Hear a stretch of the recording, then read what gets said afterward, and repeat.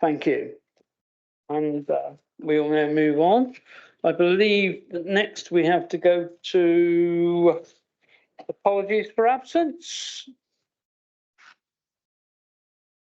Thanks, Chair. So we have apologies from Councillor Helen Kay, Councillor Martin Lovell, Councillor Adam Boyden, and we have in the room Councillor Michael Dunk subbing for Helen Kay, Councillor Tessa Munt subbing for Councillor Adam Boyden.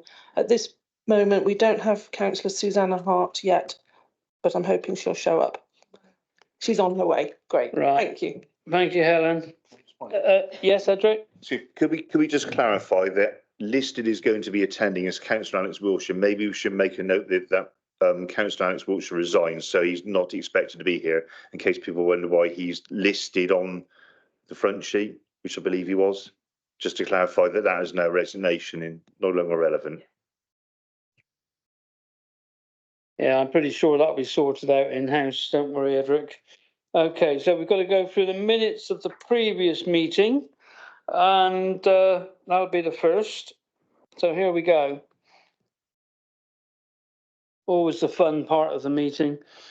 Page 17, page 18, page 19, page 20, page 21, page 22, page 23, page 24, page 25, page 26, page 27, page 28, page 29, page 30, page 31, page 32, page 33, page 34, page 35 and 36, nothing there. Okay, can I have a proposer and a seconder, please? Edric's proposing and Dawn, you're seconding. Thank you. That's great. So we could do that one. Vote on it. Yeah, we do need to vote, yeah. If we'd like to vote, then all those in favour? Okay, thank you. Next, we'll move on to any declarations of interest. We have a few, Edric, and I suddenly declare an interest on number 9, but apparently, Martin, would you like to clarify this in relation to Mr. Pullen's application? Because I believe we all know him. So would you like to clarify where we'll stand on this, please? yeah, Martin, please, if you could, that would be good. I was going to ask you to clarify anyway. Almost. In terms of the code of conduct, and this is for each individual member to decide, if you consider the applicant to be a close associate, then you should be declaring a non-registerable interest.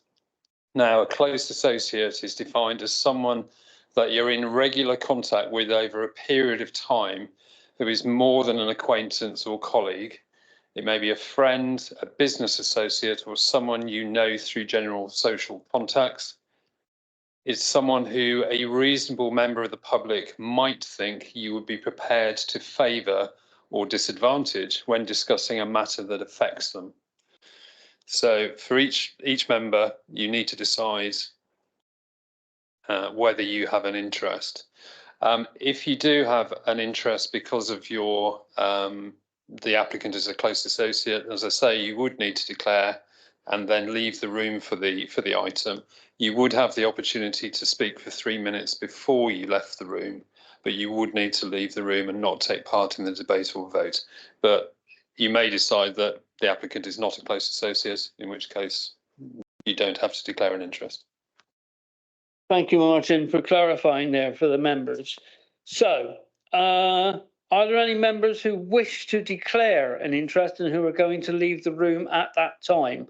Or do you feel that you're not that close a friend of Mr. Pullen? So you're going to declare an interest, Tony?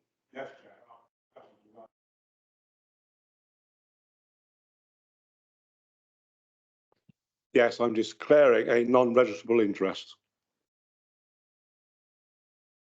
Benty, did I see you're looking for the same? Yes, non-registrable interest. I declare and I will leave, I feel that it is better for myself to do that, and that's therefore. Okay, thank you, Benty. So I think that's two people. That's both in relation to item 9, the cheese yard application. Is that correct? Yes, Tessa. So I feel I ought to declare that, of course, I know Mike, I know his family, but I don't believe I would either favour or disfavour his the situation. So I just want to declare that I do. I want it on record, please, that I know him, and I'm declaring that I know him. So you will leave the room when we get to that one, then? No, No, just no. I just want it minuted that I know Mike. That's fine. Thank you, Anne. Edric. And the same thing, having had Martin go back through that, having received, so I would declare, I think I'll probably sit in the same role as Tessa. So minute the same as Tessa, please. Okay, so I will actually stay in the room. Okay, thank you for that. So we're sort of clear on that one. If you're doing that, then I'm going to have to declare that I also know Mike, but I wouldn't consider for 1 minute that it would affect my judgment on the matter. Thank you, Martin. I think I would have to do the same as well, and so would probably the rest of us. So it's a little bit it's a bit difficult, isn't it? So one of the difficult ones. I'll leave that with Martin to unravel. Well, as I say, Chair, it's for each individual member to consider whether they have an interest. Clearly, a lot of you, if not all of you, know the applicant, but just knowing the applicant is not the same as being a close associate. Okay. Okay, do you wish to come back, Edric? Well, if we're happy with that one, I have an easy one. Item 11, it Townsend at Priddy. I have a non-registrable interest because of the proximity of this property to my parents' house. So I will be leaving the room at this one, and I won't need to speak on it either. Okay. Okay, thank you. Right. Susie has arrived. Thank you. Okay, so we are sort of sorted on our registered interests now. Yeah, everybody happy? Yeah, okay. We'll move on now then. So we'll move on to item number 4. If I can find it here. Very declarations. Oh yeah, public question time. Well, no, don't have any of that. So we'll move on to planning application, the flat above the salon, Victoria Square, Evercreech, Shepton Mallet, please. I'm not sure who's taking that one. Simon? This is Kirsty's application, Chairman, but she's not available today, so I'm going to just complete her presentation for you and the members. So as per the report pack, Chair, members, this is an application to change the use to a self-contained flat above an existing hairdresser's on Victoria Square, Evercreech. So again, just to clarify, the flat's already there, but at the moment there's a condition which restricts the occupation to the use of the ground floor hairdressers. Again, as per the report pack, this application is only really being presented to you because it's the applicant is a member of staff or a close relative of a member of staff. You will see that the parish council have made comments with regards to refuse storage and car parking arrangements. But again, as per the report pack, there isn't any change to the use. It's just removing a restrictive condition. So with regards to both those arrangements, there isn't any change in terms of the availability of off-street car parking or the existing on-street refuse storage and collection arrangements. So the next slide confirms the location for you. Again, if you have had the opportunity to visit the site, you'll be aware that it's a corner property and there is access around the rear to the terrace. Again, it's a very short presentation. So we've got an existing and proposed floor layout. Effectively, it shows what's existing and what's proposed, because as I've said, there isn't any additional development proposed. It's just lifting the restriction that currently binds the way in which the flat should be occupied. And then finally, there's a photograph for those of you that haven't been able to visit the property. So ground floor hairdressers and the salon is above. So, Chair, the officer recommendation is for approval. If there are any questions that the members have got, then we will try and help. Thank you, Simon. I can see that there are no public speakers on this one at all. So we'll move straight to Claire, because I think it's in your board, Claire. Thank you, Chair. Just to echo gently the feedback from the parish council concerning parking, but also the consultation not being wide enough for their liking. But I did check. I did think you had extensively consulted, probably where you should, with neighbours. So I just wondered if you could just respond to the parish council specifically on their request for, they wished it was a wider consultation. They prefer refusal of this and the parking, please. Yeah, sure. So again, the consultation have checked the case record, and as you've said, I think there was additional consultation. And again, obviously, they were aware of the application and they've made their recommendation. As you've said, that they're not supportive of it.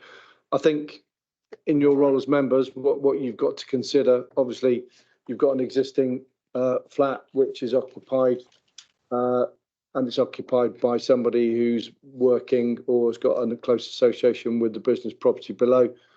The level of occupation isn't going to change. It's just the decision that you're being made to make is that to basically remove that restriction, so it can be occupied by an individual who isn't involved in the running of the business, but effectively the level of occupation won't change. So it's our view that actually, in terms of how it will affect on the demand for on-street car parking and the way in which refuse is collected from the property, it won't change from the existing arrangements. So we don't consider there's a reason to not grant plan permission. And I just come. Thanks, Simon. Are you happy, Claire? Yeah, I was just going to say that I would, subject to further conversations around the committee, I would say to agree with the recommendation for approval and look for a seconder. Thank you, Claire. Edric wishes to speak now, I believe. Yes, please.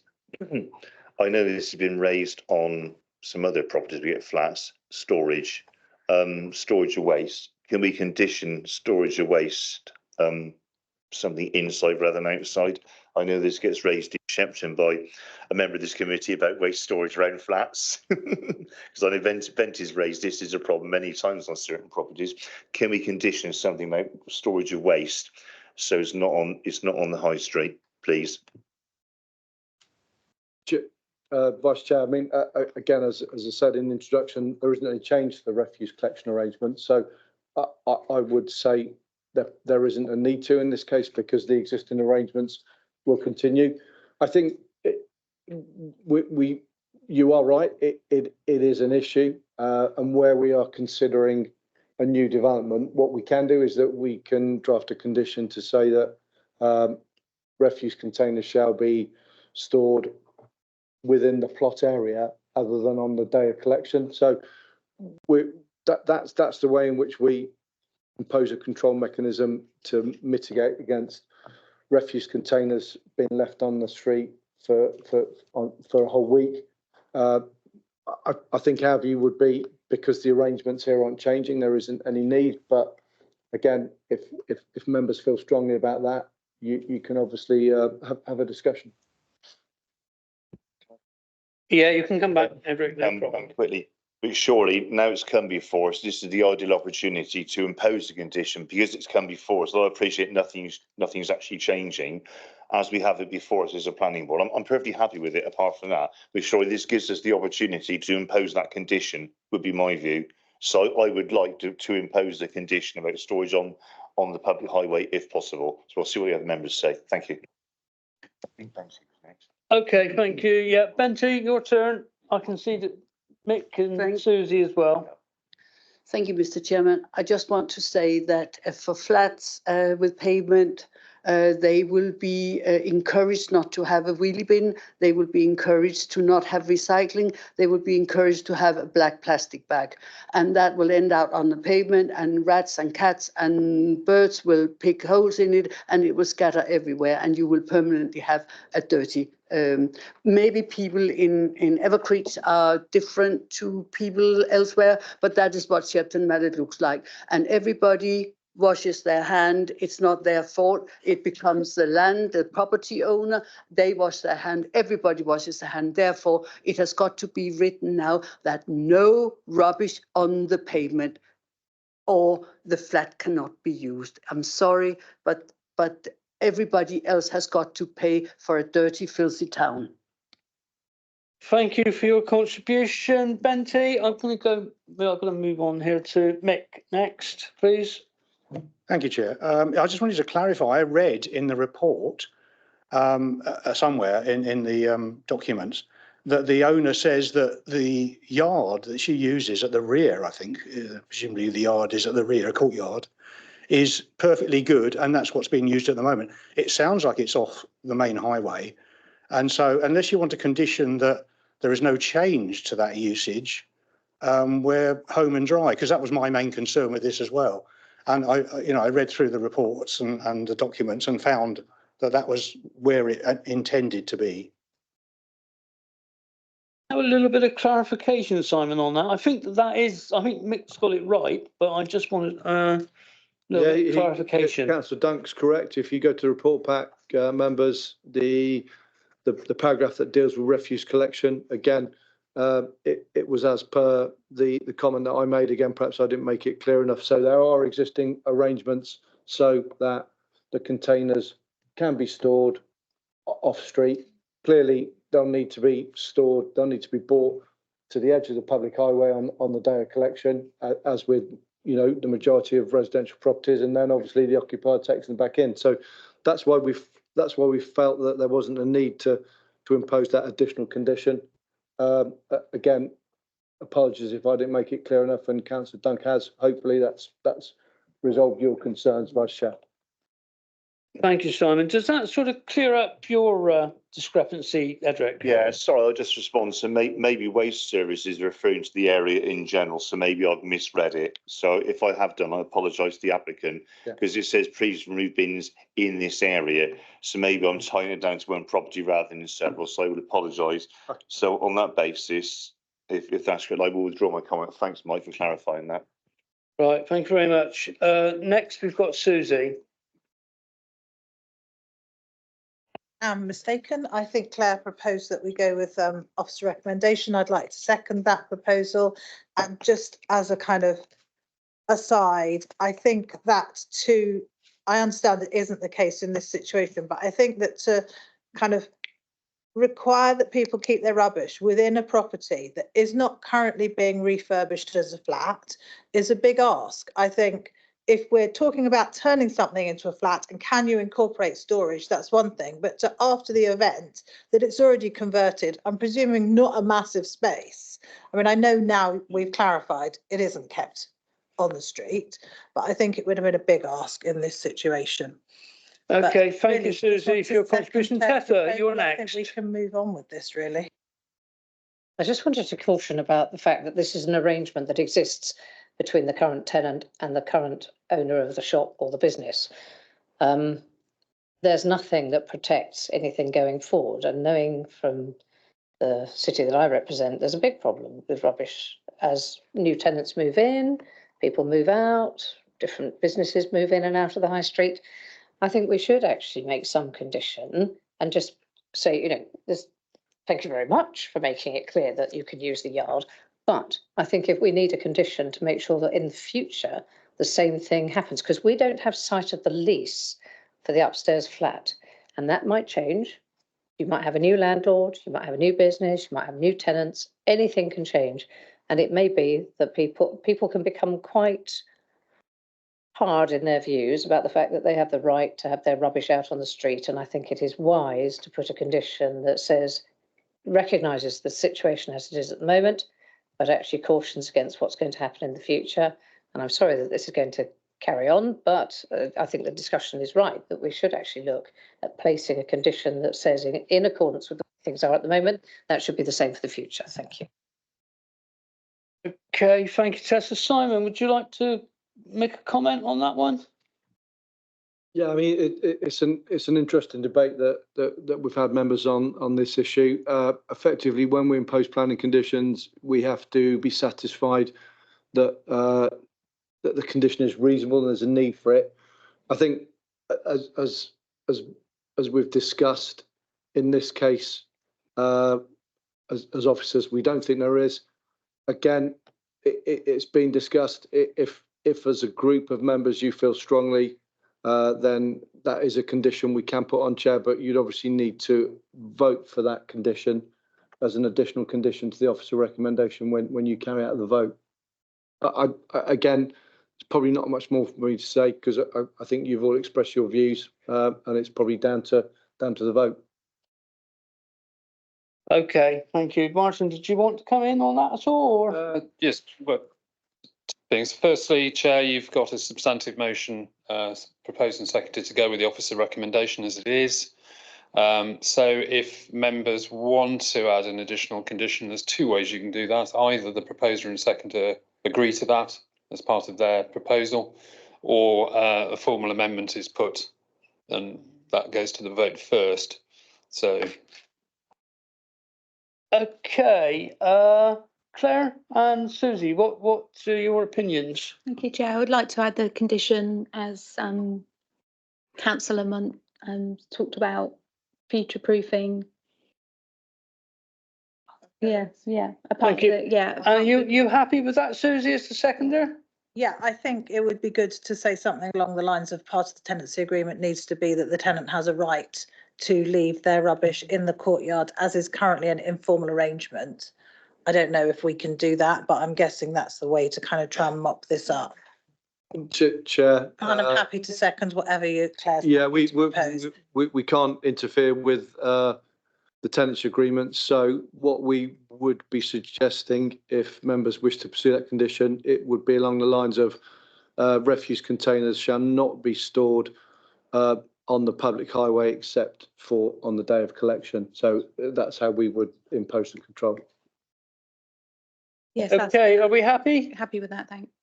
Right, okay, so we can go to the vote. So all those in favour of going along with the officer recommendation plus the amendment? Unanimous, Chair. Okay, so that was unanimous, that's carried. Thank you very much. Right, next we will move on to the one, hang on, I've lost my glasses somewhere. Okay, the next one is Grove House, Lebanon Lane, in Boltonsborough. Yeah, I know this one quite well. Demolition of existing outbuildings and erection of new outbuilding. This is Kelly's, and I think, Kelly, you fire ahead.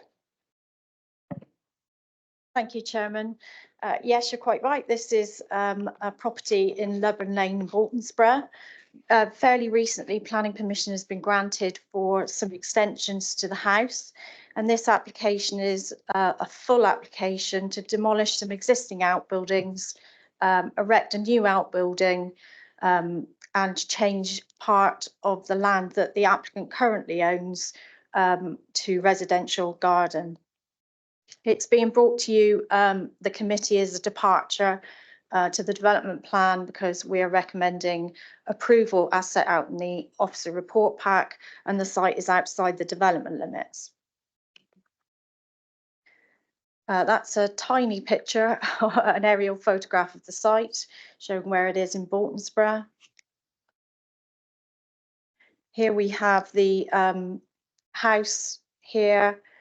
The building proposed is this building up here. We have some sections through the site.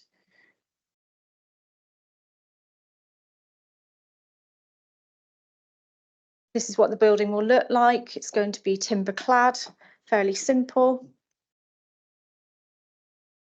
PV on the roof, general storage.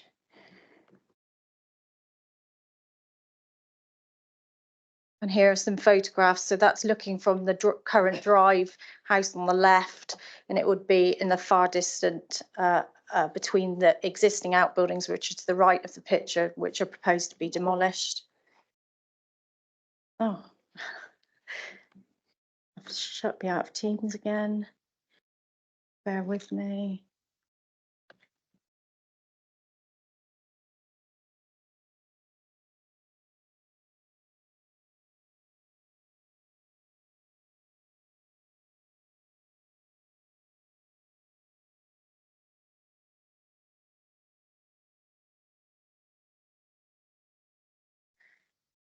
It's chucked me out of Teams. I'm sorry, Chairman.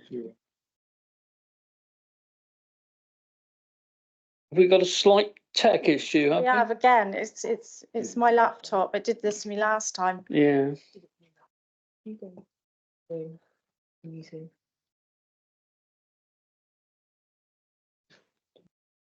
I've nearly finished now anyway. And then you can present again from PowerPoint. Right, let's go back down.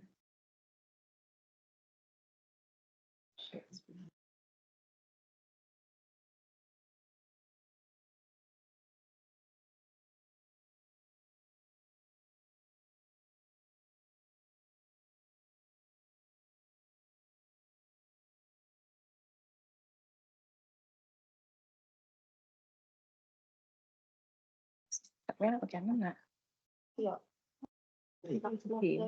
That's left over from the last one. That's it again. Present.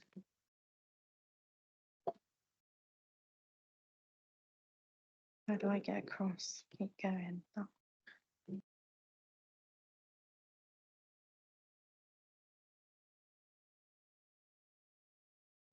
So that's a little bit closer to the house. Again, it's in the background there, sort of between the tall, thin tree and the tree closest to the house.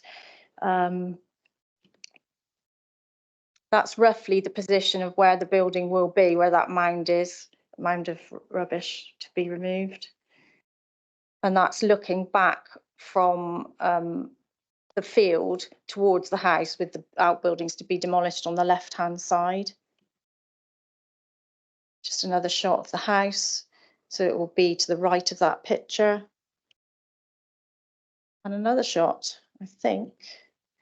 That might be it. We're recommending approval for that, Chairman. Okay, thank you, Kelly. I think we have a person, we have the applicant or the applicant's agent, Sir Robert Peto, is it? Peto? Yeah. You have 3 minutes, Peter, okay?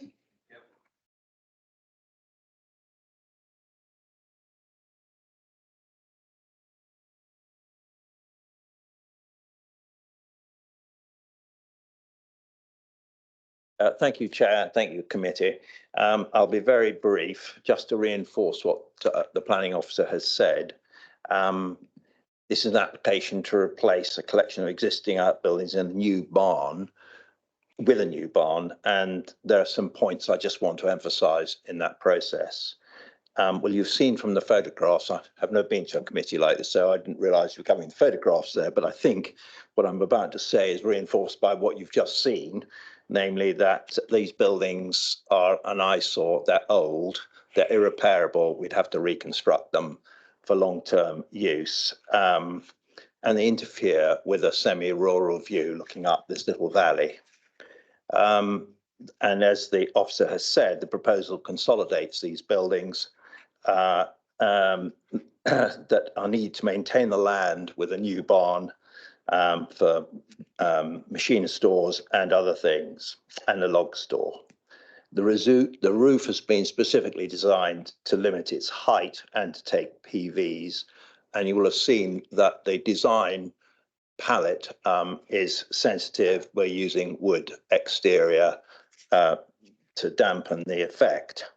I think you're aware that the parish council are supportive of this, and we have one neighbour above, just up the valley from us, who looks across the building, and they've been consulted fully and have not raised an objection. I would just make a point, this has got nothing to do with planning, but we've been quite long-term residents in Boltonsborough since 91. In our previous incarnation in a small holding, we planted over 1,000 trees. We've renovated a 1932 specimen orchard with new trees. And for my wife and I, enhancement of the environment, the creation of an interesting space is important to us, as demonstrated by the facts of our previous life. Thank you, Mr. Chairman. Thank you very much. Thank you. I think that gets across. Okay, Claire, we come to you now as the ward councillor. Thank you, Chair.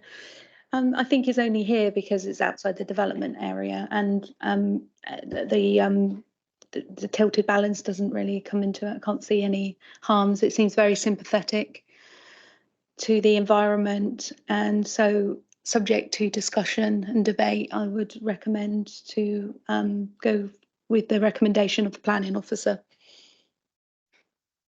Thank you, Claire. That was a proposal, yeah? Okay, that's fine. The proposal, thank you. Right. Does anyone else, Edric, you wish to speak? I'm actually subject to further debate by the committee. Happy to second that, Claire. Thank you. So I'm going to make sure that everybody wants to say. Mick, as you're here, I thought you might like to make a comment. Yes, thanks, Chair. I love the fact that it's covered in solar panels. Obviously, I like that. It's a very sensible use of a building facing the right way. I had the same problem in my garden, putting a building up, and my neighbour's only concern was that it would not reflect and dazzle him from the solar array. And just because of where it was impossible for the sun to do that. It's my only concern about this, that you don't put them on and then find your neighbours distressed by being dazzled at certain times of the day by the reflection from the panels. I think panels are available which are less reflective, but I don't know if it's worth conditioning that, because it may not even be a problem. But I thought I'd mention it, and I certainly support it, but in some ways that's a minor problem, and I don't think it would stop me voting for this scheme, certainly not. And I've noted that the building is restrained at probably less than 2.5 metres. It's quite a low building, so for me that's very much a bonus as well. Thank you. Thanks, Mick. I will add, I think, is Leburn House the next house to you? Your neighbour? Yes, 2 up. Yeah, that's what I thought. Yeah. So it's a little way up, isn't it? Yeah. Okay. So I don't think that's a big thing. Okay, so if nobody else wishes to speak. Okay, let's go with the voting then. All those in favour? Unanimous, Chair. Unanimous, that one is carried then. Thank you. So next we will move on to, where are we to here? That was Grove House. The Levels House, Wells Road, Bleedney, Wells, and this one is by Jennifer. Okay. Thank you, Chair. Okay. Right. So as you said, this is at Levels House, Wells Road, Bleedney. The proposal is for the extension of the curtilage, which requires a change of use from agricultural land to domestic residential. Again, this is only come before you today because it is considered a departure from the local plan.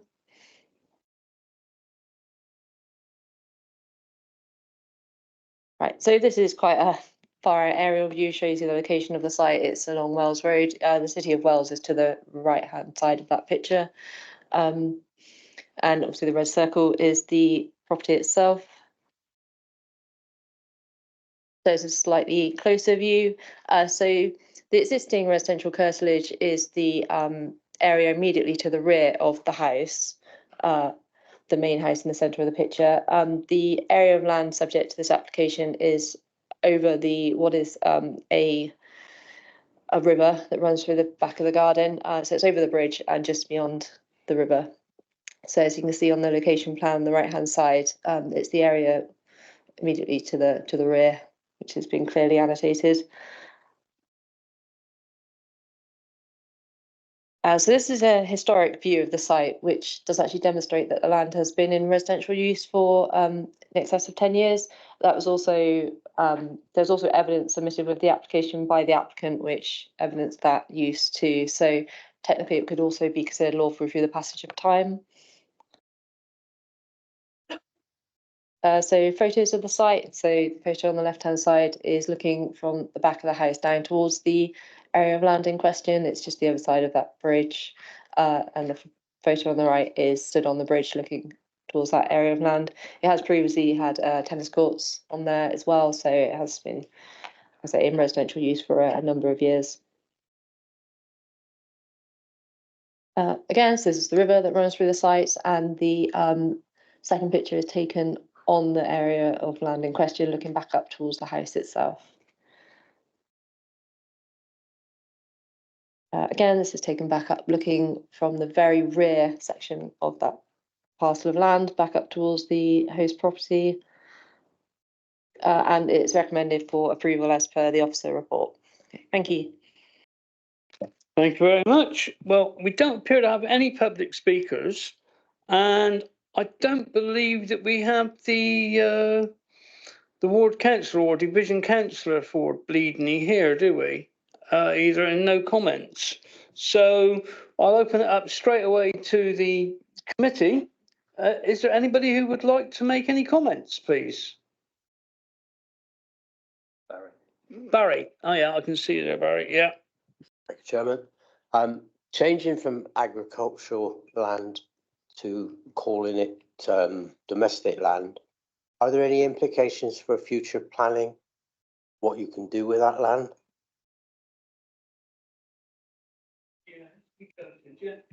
Jennifer, I think that's a good one for you to answer. No, I mean, they would then benefit from permitted development rights in terms of outbuildings, but that is something that could be conditioned if you felt that was necessary to remove permitted development rights. But other than that, they wouldn't automatically, obviously, if they wanted to build anything larger than just an outbuild or a garden shed on there, that would be subject to future planning applications. Okay, Barry, happy? No. No? Okay. If I just ask you another question, does it make it easier to apply for planning permission on what is effectively your garden rather than applying for planning permission on agricultural land? That was the real question. Just to help you, Councillor Clark. So, for instance, because of the site location, notwithstanding the change to residential garden, it would still be an open countryside location. So there'd be no, in principle, support for any development which is separate to the main dwelling, i.e., garden, curtilage, buildings, fine. If you wanted to pursue a new dwelling, no, it wouldn't make any difference at all. Do I take that you're happy now, Barry? As happy as you ever are. Yeah. Okay. Right. Would anybody else like to make any comments before we go to a vote? Yeah, Edric, you'd like to say something? Yeah, we need a proposal. So I don't believe we've had one yet. We haven't had a No, proposal. well, so- I propose we go along with the officer's recommendation, please. Okay, do we have a seconder for Edric? Dawn? Yeah. Okay, thank you. Okay, let's go for the vote then. All those in favour? Unanimous, Chair. Yeah. Oh, that's passed then. That one's sorted. Thank you, Jennifer. Thank you. Right, next we move on to number 8, which is Castlecarry Road, Lidford, Somerton and Carlton is doing this one. So I presume, Simon, you're doing it, are you?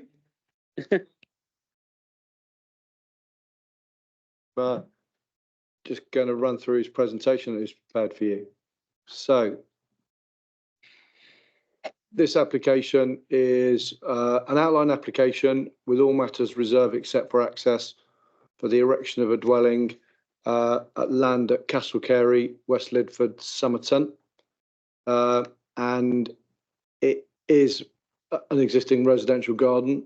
And as you can see from the next slide, the residential garden, which is outlined in red there, sits with this property here, Greystones, on the other side of the highway. And you'll see from the photos towards the end of the presentation that relationship. But effectively, it's an existing residential garden, but because it's in the open countryside and not within a defined development boundary, your policies at CP1, CP2, CP4 are given not full weight, and you have to defer to paragraph 11 of the NPPF and decide if under the tilted balance there is a case to grant planning permission. In that the benefits, or in order to agree with the officer recommendation, you would have to agree that the benefits of a dwelling on the site outweigh any potential harms that arise. And you'll see from the report back that that's our recommendation to you. We don't consider that there are any significant harm arising, and therefore, as a departure to the development plan, we're recommending that you can grant planning permission under the tilted balance of paragraph 11. I'll just now run through the rest of the application, Chair, so you're aware of what your decision to recommend approval would allow. So this next plan shows the existing block plan, showing what's on the site at the moment. So effectively, here's the existing access that will continue to be used.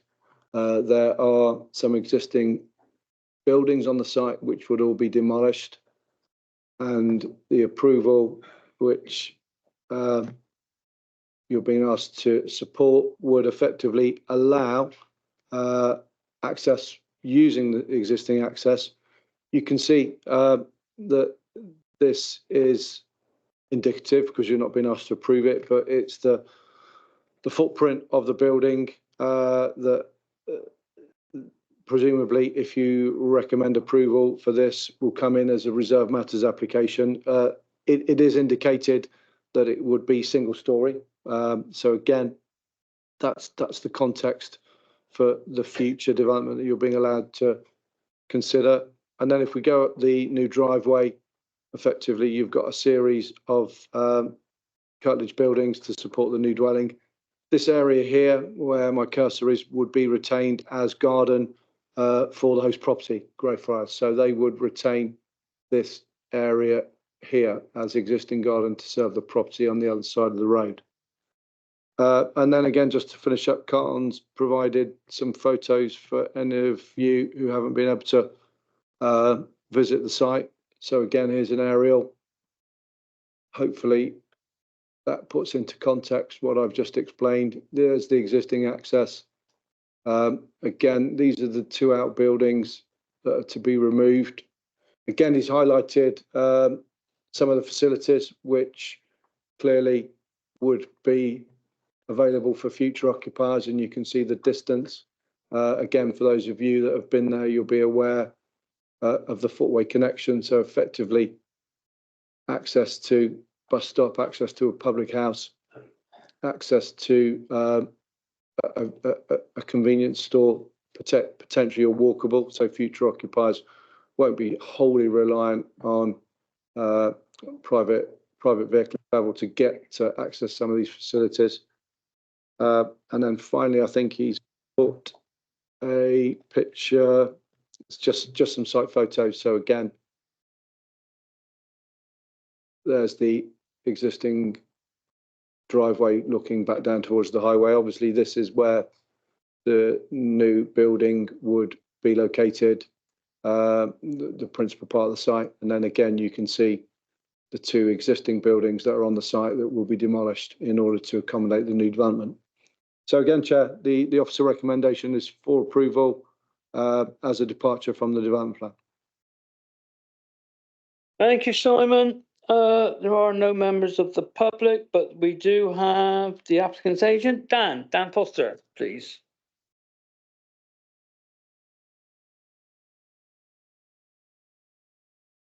Thank you, Chair. The applicant lives in Greystones, which is a two-storey dwelling located opposite the application site. The applicant wishes to erect a custom-built single-storey dwelling to meet his needs in retirement so he can remain in the village where he's lived for over 20 years. This is a sustainable location for a new dwelling. For example, the village pub is 120 metres from the site. The village convenience shop and the petrol filling station are 3 minutes walk along the existing pavement, and the bus stop is located 60 metres away and is served by the 2-hourly Wincanton to Street bus service. In principle, this is a suitable location for a new dwelling, and the scheme would provide for an accessible single-storey home in a village where there is a lack of such properties, and in the wider context of an ongoing shortage in the council's housing supply. The application site is slightly unusual insofar as it is already domestic garden to Greystones, albeit detached from the house and on the opposite side of the road. The application site also contains the existing parking, driveway and garaging that serve Greystones, all of which will be retained for the existing dwelling. There is also a modern farm building on the northern boundary of the site which is redundant and would be demolished as part of the scheme. As the planning officer's report describes, a new dwelling in this location, in lieu of the existing barn and store which is to be demolished and served by an existing access within the established garden plot, would not appear out of context with its surroundings. This point is reflected by the parish council, who commented that the removal of the redundant buildings would be a visual improvement. There would be no harm to neighbour amenity, and the only resident who has made representations in respect of the application is in support of the scheme, as are the parish council, who gave their unanimous approval to the application. This is an outline application with all matters reserved, except for the means of access. In this context, the planning officer's report is clear that, subject to appropriate planning conditions, the development would give rise to no harmful effects. We fully endorse the officer's analysis of the planning issues in this regard. Overall, we hope you will take into account the support of the parish council and the absence of any neighbour objections, and we will respectfully ask you to grant outline plan permission in line with the officer's recommendation of approval. Thank you very much. Thank you, Dan. Okay, Claire, you're in action again. Another one from Mendip South. Thank you, Chair. Yes, I can't see any harmful impacts. I was at the parish council when they debated it. Lidford-on-Foss Parish Council have robust planning discussions and do have a good level of expertise, and they see no issues. So, subject to debate and questions and conversations on the board today, I would recommend approval along with the officer. Thank you. Okay, thank you. So I take that as a proposal, yeah? Okay, that's all right. Don't worry. Yes, Propose please. many times you like. I'll be with you in a moment, Benty. Edric is first. He got his hand up first. Thank you, Chair. Can I just ask, and just looking through the report, drainage engineer objects on the lack of surface water drainage details, and the tree officer objects based on no tree survey. Are they things we deal with in reserve matters, please, Simon? They will be, Chair, yeah. Vice Chair, sorry. Thank you. Right, thanks. You're happy, Edric? Yeah? Okay, Benty, you're next. Thank you. I just wanted to find out who is going to oversee that everything is covered. I assume in paragraph 6 to look after the badgers don't fall down in big holes and things like that. Who is going to enforce that? Would anybody like to answer that question?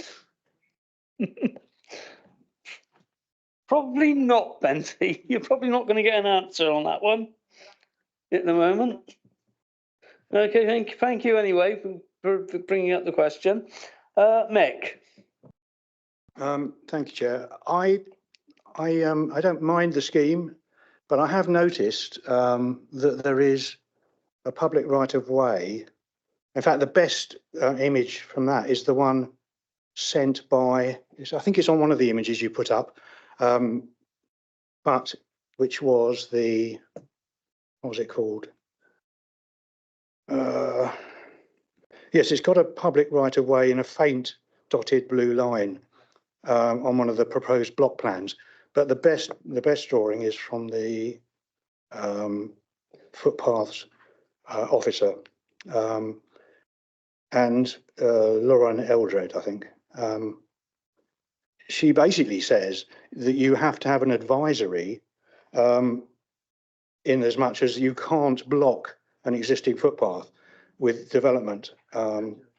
Exactly. So either they have to, before they start work, they have to ask for a diversion or a stopping up order. There are things that have to be done in a certain order.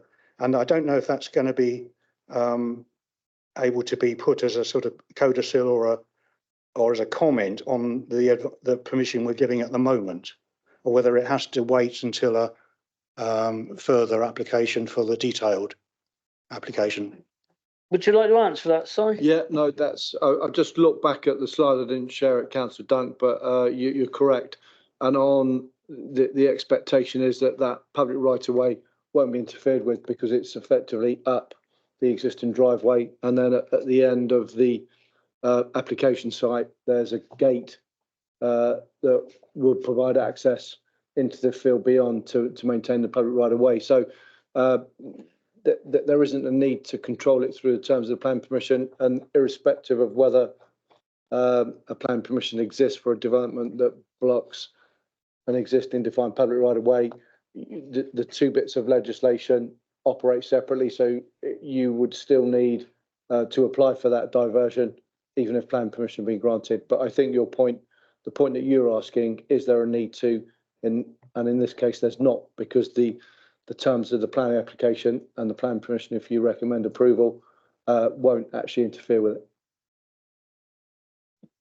Can I just come back on that? Because at the moment, I know it's all to do with how accurate is the drawing, but we've got 3 trees right in line with the footpath. Now, I don't know whether that has to be sorted out by the public rights of way department. It's something we can't condition here. We can't say you've got to get rid of those trees because there's a footpath in the way, but they already appear to be in the way of the footpath. You're not considering landscaping, so any formalised landscaping plans that are proposed would come up at the reserve matter stage. Okay.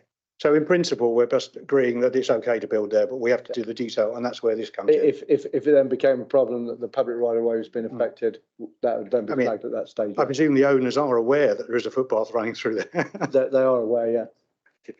Thank you. Okay, thanks, Mick. Thanks, Simon. You want to come back, Edric? Just quickly, Mike, if you look at the report pack, it says rights of way have no objections. But they do insist on.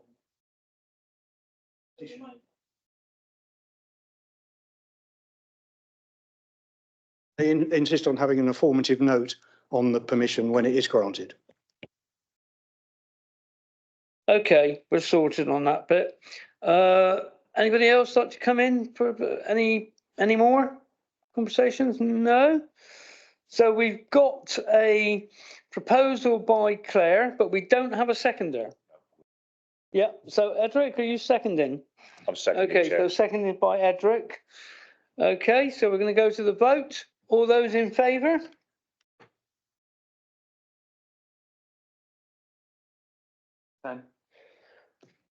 All those against? 1. So that's carried. Okay, thank you. So next we move on to, let's see, that was West Lidford. Cheeseyard, Peace Close Lane, West Horrington. Oh, yeah, we know this one. Simon, you're taking this. Okay.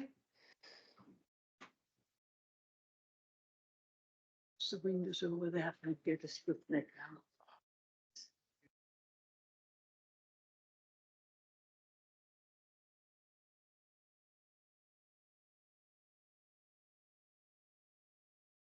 Does anybody wish to leave the room now, or are they going to wait until they've heard the presentation and then leave?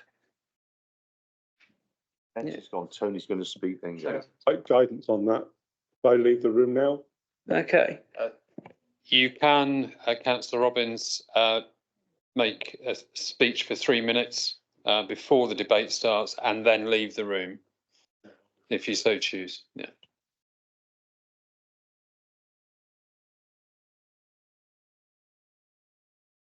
Yeah, I believe you're okay now, Simon. Yeah.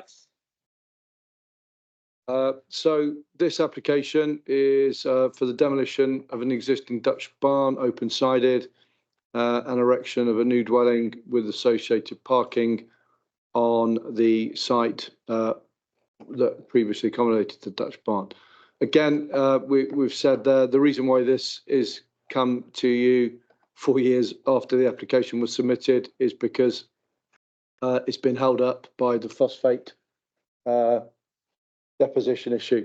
So you can see from the officer recommendation that the mitigation proposed in this case is for the applicant to purchase P credits. So again, if members have got any further inquiries about that, we can pick that up in questions. But effectively, it's for the demolition of an existing Dutch barn and the erection of a new dwelling. The officer recommendation is for approval. Again, it's being presented as a departure to the development plan with the terms of paragraph 11 of the NPPF engaged. You'll see from the report back that the parish council are not objecting to the application, and we've set out a full assessment of the land use issues which the application presents. So the site is in West Horrington, and you can see here from this plan that access is off of the main road that runs through the village, and then it's an existing access which effectively serves an existing courtyard that already accommodates a number of dwellings and other buildings. Again, on the next plan here, we've got an aerial overview, and the site location is here just next to where the French kitchen label is shown. Skip the presentation. So this is the site layout. So again, we're inside the existing courtyard. This is the proposal as to where the new dwelling would be situated. You've got an existing dwelling here where my cursor is. So as you can see, it's set back, and you've got an existing building here. And then you'll see from the photographs that effectively there are further dwellings that present a backdrop to the application site. So the layout is effectively for garden dwelling with some car parking at the front. And in terms of what the dwelling would look like, so this would be the dwelling that presents the courtyard. So you've effectively 2 stories of accommodation, but the upper story very much accommodated within the roofscape, with one projecting gable, glazed gable here, and another gable designed into the elevation at this point here. Bonnet dormer windows to the front, so you can see those in section here. And then this is the gable outshot, which effectively provides a glazed area that the applicant's proposing to use as a kitchen diner. Again, from a floor plan perspective, that's the projecting gable there. Obviously, various rooms at ground floor, and then up to 4 bedrooms at the upper level. But again, I think the key thing here to note, members, is that it's effectively, although it's 2 floors of accommodation, the upper floor is very much set within the roof, so that the building would be lower than the existing Dutch barn and approximately the same height as the neighbouring building, which you will now see through the photographs. So again, that's the barn to be demolished. This is the existing dwelling that I've referred to in the presentation, and this is the internal courtyard area that the access from the public highway leads to. the shot here, effectively, you can see just to the left, sorry, just to the right, the existing Dutch barn.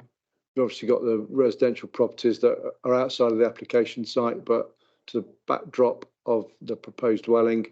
And then here you've got the dwelling that's already there in situ. The next one shows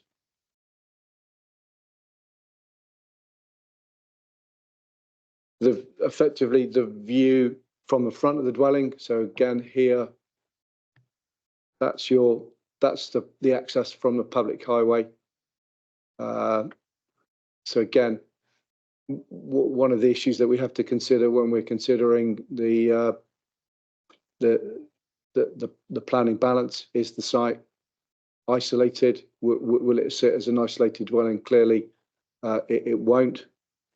And then the final one is just the public highway that sweeps through the village that provides access to the site. So again, probably should have included the second photo that I took that actually showed it, but you can see the scope of the visibility display there that's secured by the Shamford boundary wall there.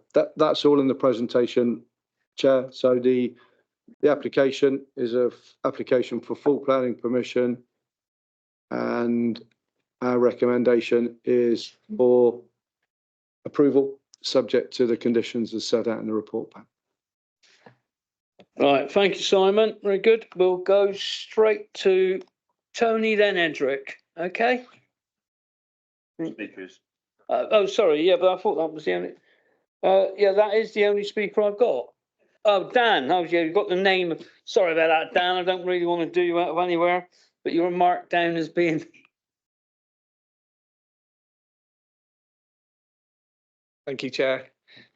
The Cheese Yard is a former farmyard which has been redeveloped to host a small number of commercial units and a dwelling known as Dairy Barn. The application site itself contains a redundant Dutch barn. This barn had permission in 2019 to be demolished and replaced with an additional warehouse building, but having commenced that development with the digging of a footing, the applicant is reluctant to proceed further with constructing the new warehouse because of the potential impact of additional lorry and van movements that would be generated into the village. Instead, the proposal is to erect a new dwelling on the site of the current Dutch barn and previously approved warehouse. As the plan officer's report describes, in principle, this is a suitable location for a new dwelling, with West Torrington served by both the main Wales to Bath bus route and a primary school. The planning permission for a B8 storage building on the site comprises of a building with a floor area of 225 square metres, with the apex of the approved dome roof being 6.6 metres tall. In comparison, the proposed dwelling has a ridge height of 6.1 metres, which is half a metre lower than the consented storage building on the same site. The design and materials of the proposed house take a strong lead from the dairy barn immediately adjacent, including the use of natural stone and a slate roof. The parish council support the scheme, but note the inclusion of a small number of roof lights. But this arrangement would be seen firmly in the context of the surrounding development, which includes other buildings with existing roof lights. Indeed, the approved warehouse building on this site includes roof lights too. Overall, as the officer's report describes, the application site is visually well contained within the confines of both the Cheese Yard and the village itself, with the existing arrangement of field and site boundaries retained intact. There will be no adverse impact on the natural landscape or the character of the village because of the development. There will be no harm to the amenity of neighbours either, and accordingly no neighbours have objected to the application. The officer's report concludes that the scheme would have no adverse effects on any other relevant material planning consideration, and describes how the applicant has committed to purchasing phosphate credits so the development can now proceed. In summary, in the absence of any harm and having regard to the benefits of the scheme, we hope you can support the application in line with your plan officer's recommendation of approval. Thank you very much. Okay, thanks, Dan. Cheers. Okay, Tony, now you're speaking as a member of the public, are you, on this one? Yeah. That's correct. Yeah. And 3 minutes. Okay, so there you go. Off you go, Tony.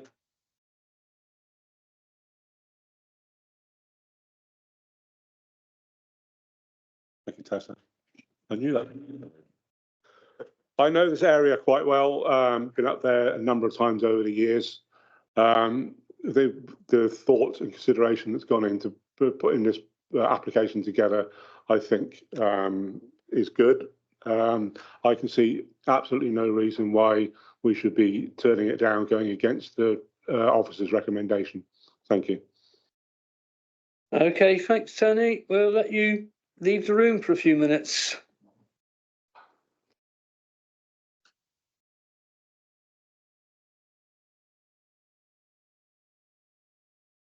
Okay, Edric.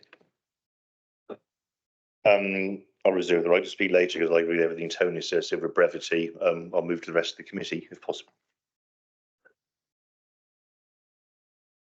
Okay, who would like to start the debate? Oh, definite silence. Come on, Edric, you've usually got something to say. On the basis nobody wants to speak, I assume nobody's got anything pressing. I propose we accept it in line with officer recommendation. We'll start off with that one, shall we? Mick, your turn. I have only got one concern, and that's the roof lights, because like Councillor Roswyk, I'm very concerned with dark skies. Is there any way that you can condition some sort of internal blind that should be used on these at night time? Because I'm always worried that we're just continually increasing the problem. Simon. Yeah, I'll try and help with that one, Chair. So again, as I advised on an earlier application, when we impose a planning condition, it has to be reasonable and it has to be necessary. And what we've done in circumstances where you've got a new dwelling in, let's say, a more isolated location within the AONB, what we've done is we've negotiated for the applicant to include provision within their floor plan drawing to say that they will install appropriate blinds. I think in this one, the dilemma you've got, and again, hopefully the context is quite clear from the photographs, it's not isolated. You know, there's a building adjacent, there's buildings at the back where there's already a significant amount of light spill. So in our view, in this case, this we haven't pursued that with the applicant. I hope that helps.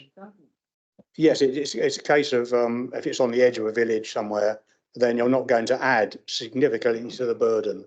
And it's like having in Frome. I mean, Frome is illuminating the sky, so it's pointless to try and do that in Frome. So I understand that that's okay then. Cheers. Okay, so you're happy. So, okay, Susie. Yeah, I was going to second Edric. You're seconding Edric. Yeah, he's proposed that we go with officer recommendation, and I would like to second that. Thank you. Okay, thank you. Next one is Dawn, I think. Yeah, no, Tessa. Tessa was before Dawn. Yeah. Thank you very much indeed. I'll be quick. I'd like to go back to that. And I think actually some that you might have on a property in Draycote, you might have conditioned that there was a particular type of Velux fitting, which did not allow for any reflection or indeed spillage of light. And Draycote is quite a busy village. It's not Westbury, which is dark skies, but I think I'm not sure we should actually shrug our shoulders and throw our hands up and go, oh, we can't do anything because it's all light already. We should look forward to the fact that every time we put something in place, it is actually environmentally sensitive. It's sensitive to the bats, it's sensitive to everything else. And I'd like to pick up on Mike's point and say, yes, I think we probably should try and ask whether that can be, whether those special fittings could be put in, because it's not an unreasonable thing to ask. And we should look to the future. Thank you. Thank you, Tessa. Anybody want to come back on that one? No, obviously not. Dawn? Yeah, it's pretty much everything that's already been said, because there were concerns from the parish council, the county ecologist, and the public objection was about the lighting. But I agree with what's been said with the lighting. but I'm also happy to go with where it talks about external lighting on page 97, where, you know, it and under no circumstances should any other external lighting be installed without prior consent from the local planning authority, and I think that's fair as well. Okay, thank you. So are there any more questions? No. So we'll move to a vote then. Oh, Tessa, yeah. Yes, so sorry, I'd like to make a proposal that we do place a condition. Simon will advise whether we can, but I am certain that you or your counterparts insisted that that property in the street in Draycote had, it was about 5 years ago, maybe more. But I'm almost certain that this committee insisted that there should be special arrangements of Velux. And if you're putting in Velux for new, you might as well put in good Velux instead of just any old Velux. Thank you. So I want to amend, I'm perfectly happy with the proposal as a whole, but to add a condition to it, please. But I'm happy to be advised by Simon as to what can be done as opposed to what we might not do. Okay, Simon? Yeah, I mean, I think our view as officers is that in this case, and you are correct, I mean, probably we've issued, I reckon, 3 approvals in the last 4 months where we have negotiated with the applicant to include that type of internal arrangement. In this case, we don't think it's necessary because you're not in such an isolated location that the roof lights will generate that additional light spill. Again, I think Martin will be able to advise process-wise. You've obviously got a recommendation which has been seconded, and I think it's either for the councillors that made the recommendation to withdraw their recommendation and add to it, or alternatively, you vote the recommendation and see what happens. May I ask a further question in response to Simon, please? Yeah, hold on. I'm just going to go to Martin a moment for some clarification here. Yes, what you've got, Chair, you've got a substantive motion to approve in accordance with the officer recommendation.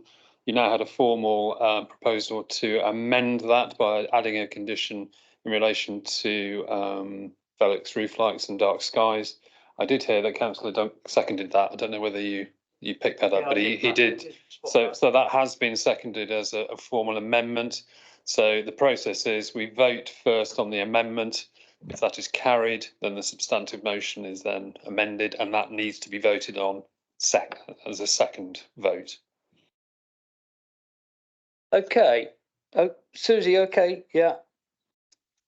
I just think this is an interesting debate, and the dark skies are one thing, but actually I think we need to live in the real world, because I lived in a very rural location. I think Nick would agree with that, and for over 20 years, and due to the extensive and continuing crime I experienced, I was repeatedly directed by the police to light my property, the entire perimeter of my property, my outbuildings.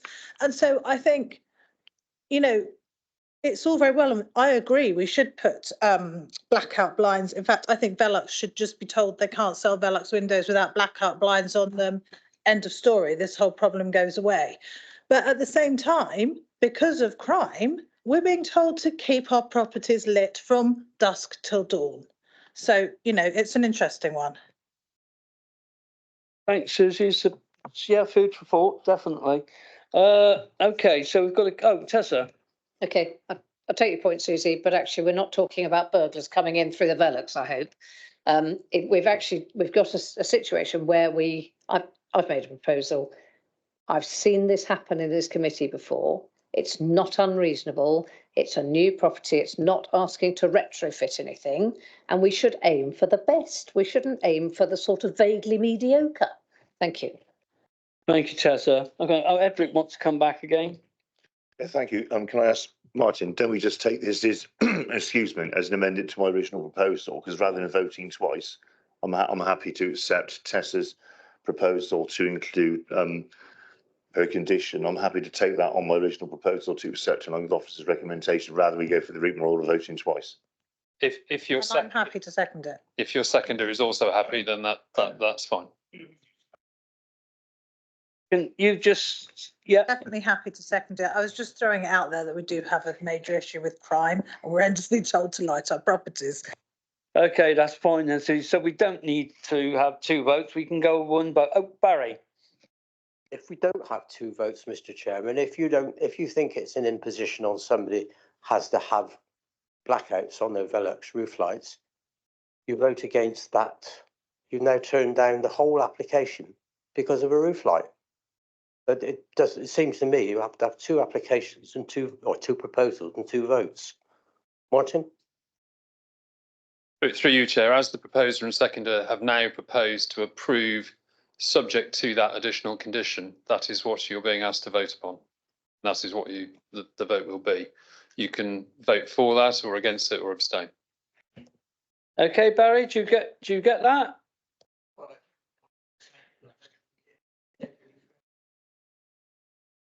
Simon, you'd like to come back in?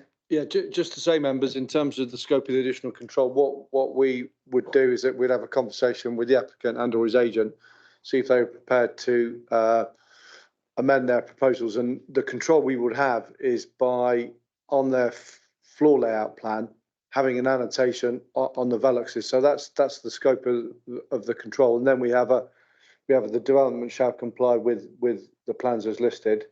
The amended plan would obviously reflect members' request if that's what members vote to approve now. Alternatively, they may elect not to, in which case we'd obviously have to bring the application back to you for further consideration at a further meeting. So again, just so you're aware as to the scope of control we've got. Okay, now, Barry, as you're the person who had things, are you happy now? Or happy as you ever are?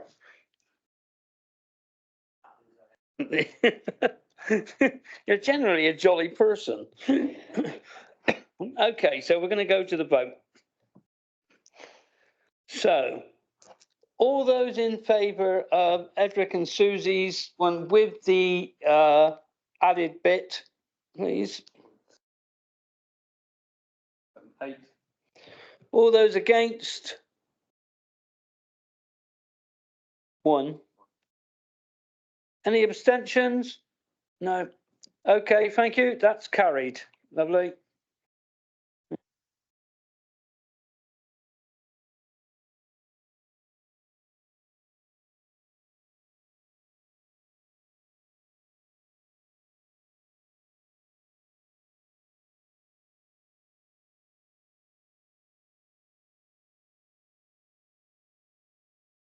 Okay, as somebody's just pointed out, we haven't had a comfort break yet, and we're knocking on a bit, so we'll have 10 minutes for a comfort break for everybody. Okay.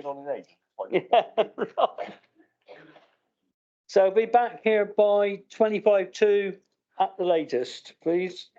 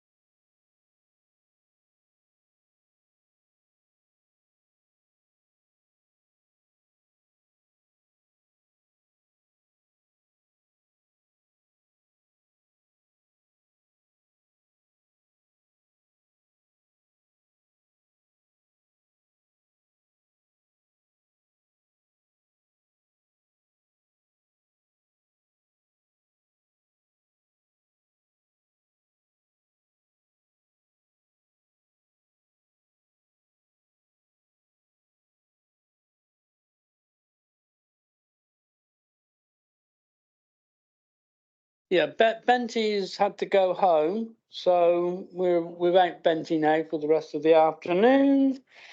But we are moving on to, I've got to find it again now, I've lost it here.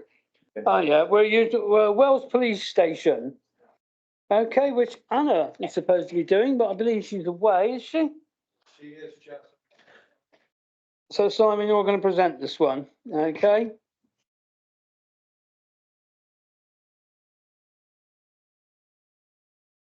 This is the last presentation I'll be making.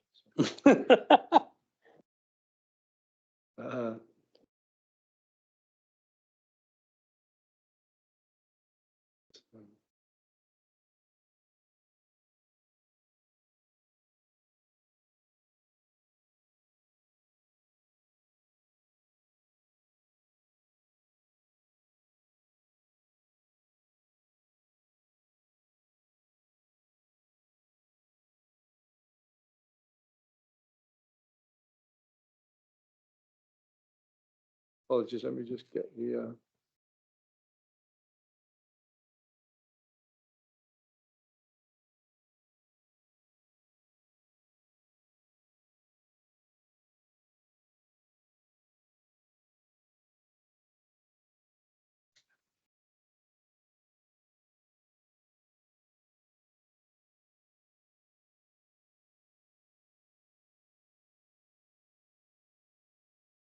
We've already done that one. Yeah, yeah, right.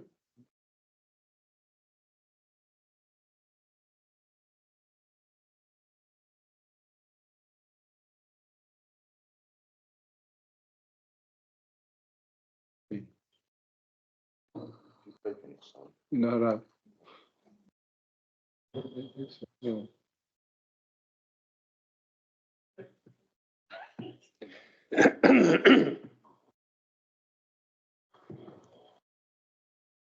Still that one. Okay, just bear with me.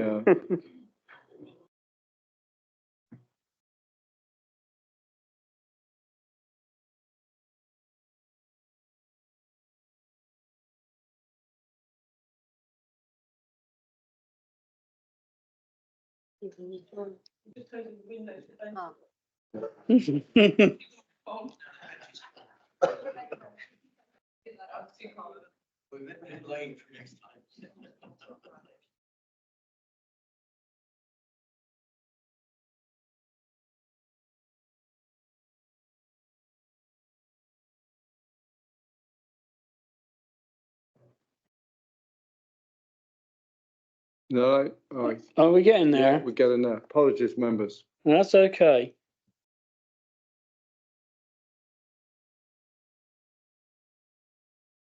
Yeah. Right. So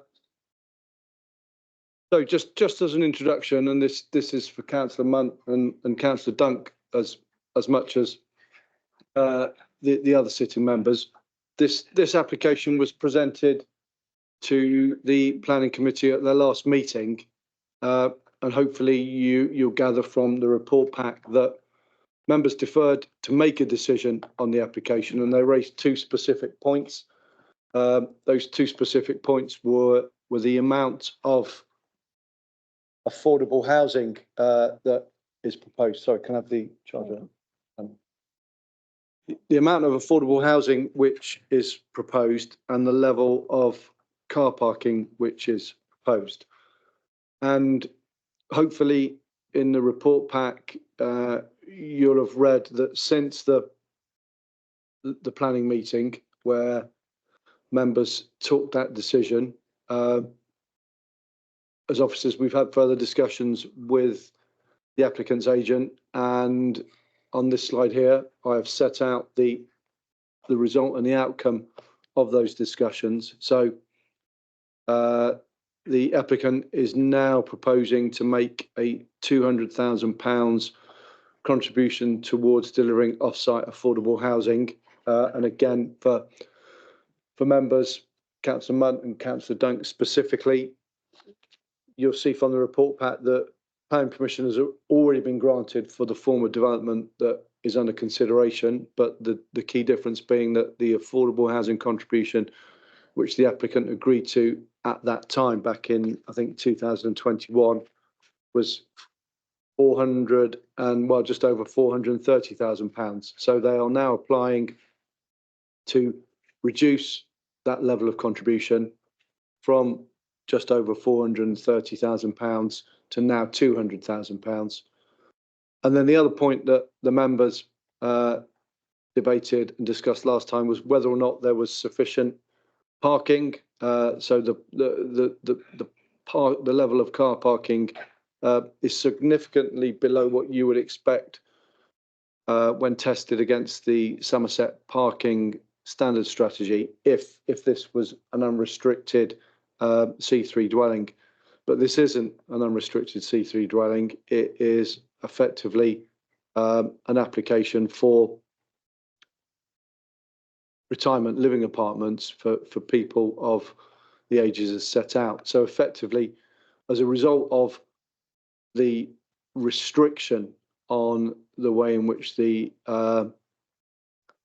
accommodation will be occupied, you heard last time that the Highway Authority was supportive of the level of car parking that was proposed.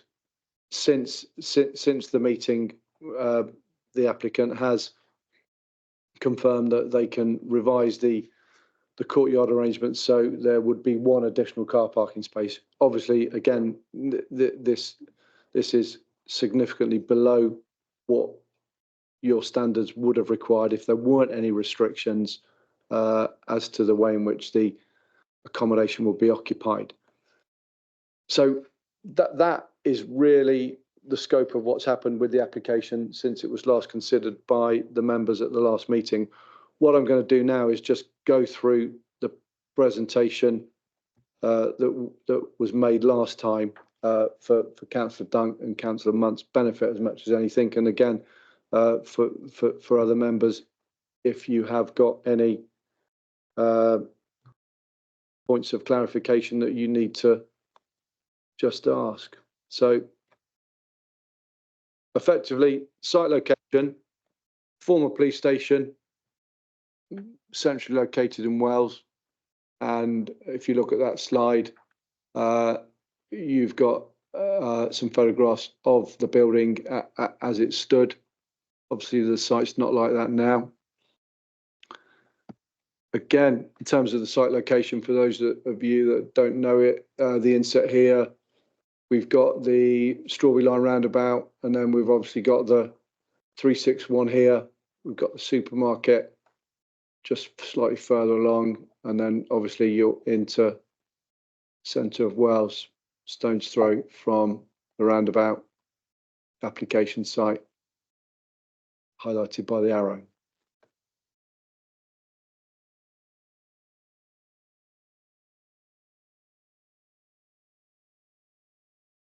One step back.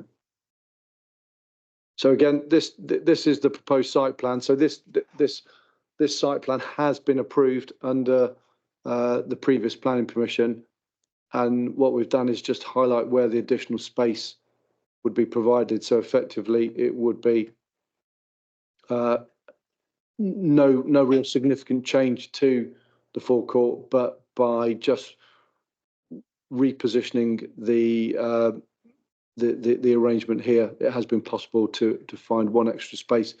And again, at the end of the presentation, we've put up information that the applicant's agent has provided, where they have already got schemes in operation in other locations with actually a lower level of car parking to what is proposed in terms of the ratio between spaces and apartment numbers. So again, just to try and give you some reassurance that, you know, for this type of development, historically there has been a lower level of car parking proposed with it, and there's just some information on other sites where this type of development operates with a much lower level of car parking.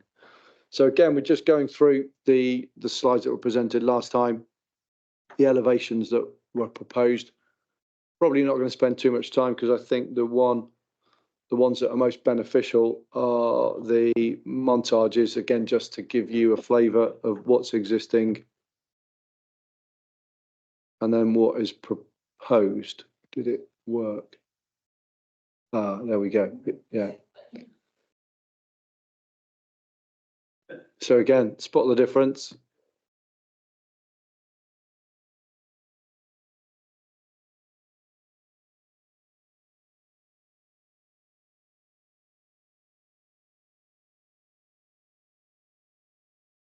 But again, as I've said on the other points, the building in terms of its design, in terms of its height, scale and massing, that has already been approved in line with the other planning application that's listed in the report pack. Apologies, forgot to turn my phone off. And then, so this is the last slide. So again, this just gives a bit of background information as to other sites that the applicant operates, and you can see that the ratio of car parking spaces is all lower than would be provided at the site here. 47 apartments, 24 car parking spaces, a ratio of 0.51, which again is higher than the other sites that are listed. So, Chair, I haven't really got anything else to add. I know the appellant's agent is here to speak to you, but again, after that, if members do have any questions, in particular Councillor Duncan, Councillor Munt, there'll be an opportunity. Thank you, Simon. Excuse me. I believe we have a parish councillor, Councillor Denise Dennis, is that correct? You have 3 minutes. Thank you. I'm Councillor Denise Dennis. I'm Chair of Wells Planning Committee. We've come really to just add a few comments. Our original concerns were the parking and affordable housing, which is why we offered to our views that it should be rejected then. We've noted that there are around at the moment 30 retirement apartments on the market in Wells. Some of them are selling below market price. We'd actually like to say that whilst the housing needs assessment was used in the application as a reason for the need for this, that was done in 2011, and we're painfully aware that we perhaps may be needing a new housing assessment in the future, because we do query how many retirement flats we will need further in Wells. It does seem we're at our capacity. Added to that, we're having 47 new flats. Our concern will be, I think I've tried to find the information in the documents from Wessex Water, and it's about the drainage and the effect. It's not just the phosphates on the levels, it's about the level of effluent going out in times of climate change and extreme flooding. Extra pressure in that area, it's quite low lying, could have an impact on the housing estates behind. I know it's probably that you're not going to turn it down at this point, but it is still a concern that we would like to raise for the future and for you to note now. We note that the increase in parking has gone to what looks to be an acceptable level for this age of population. And we also note that there's a £200,000 offset or offer to affordable housing, which is lower than what it half of what it should have been. We would like to know and request that that affordable housing figure is dedicated, ring-fenced to Wells, as we are desperately in need of affordable housing. That is one reason I'm here. The other one is that we've also seen there is a 17,000 S106 monies towards the NHS, which again we are very grateful for, because it's been one of the prime concerns of our residents of Wells, the pressures put on our local two surgeries. But we would also, as a council, request that there is a further S106 monies levered for active travel in Wells on top of this, and that's our case. Thank you very much, Denise. I'm sure your comments will be taken on board. Okay. Right, as there is nobody else in the public, I think Tessa, for your, it is your chance to have. Oh, there is an agent, it's not marked on here. Okay, whoever it is, if you'd like to come, please, your name's not on here.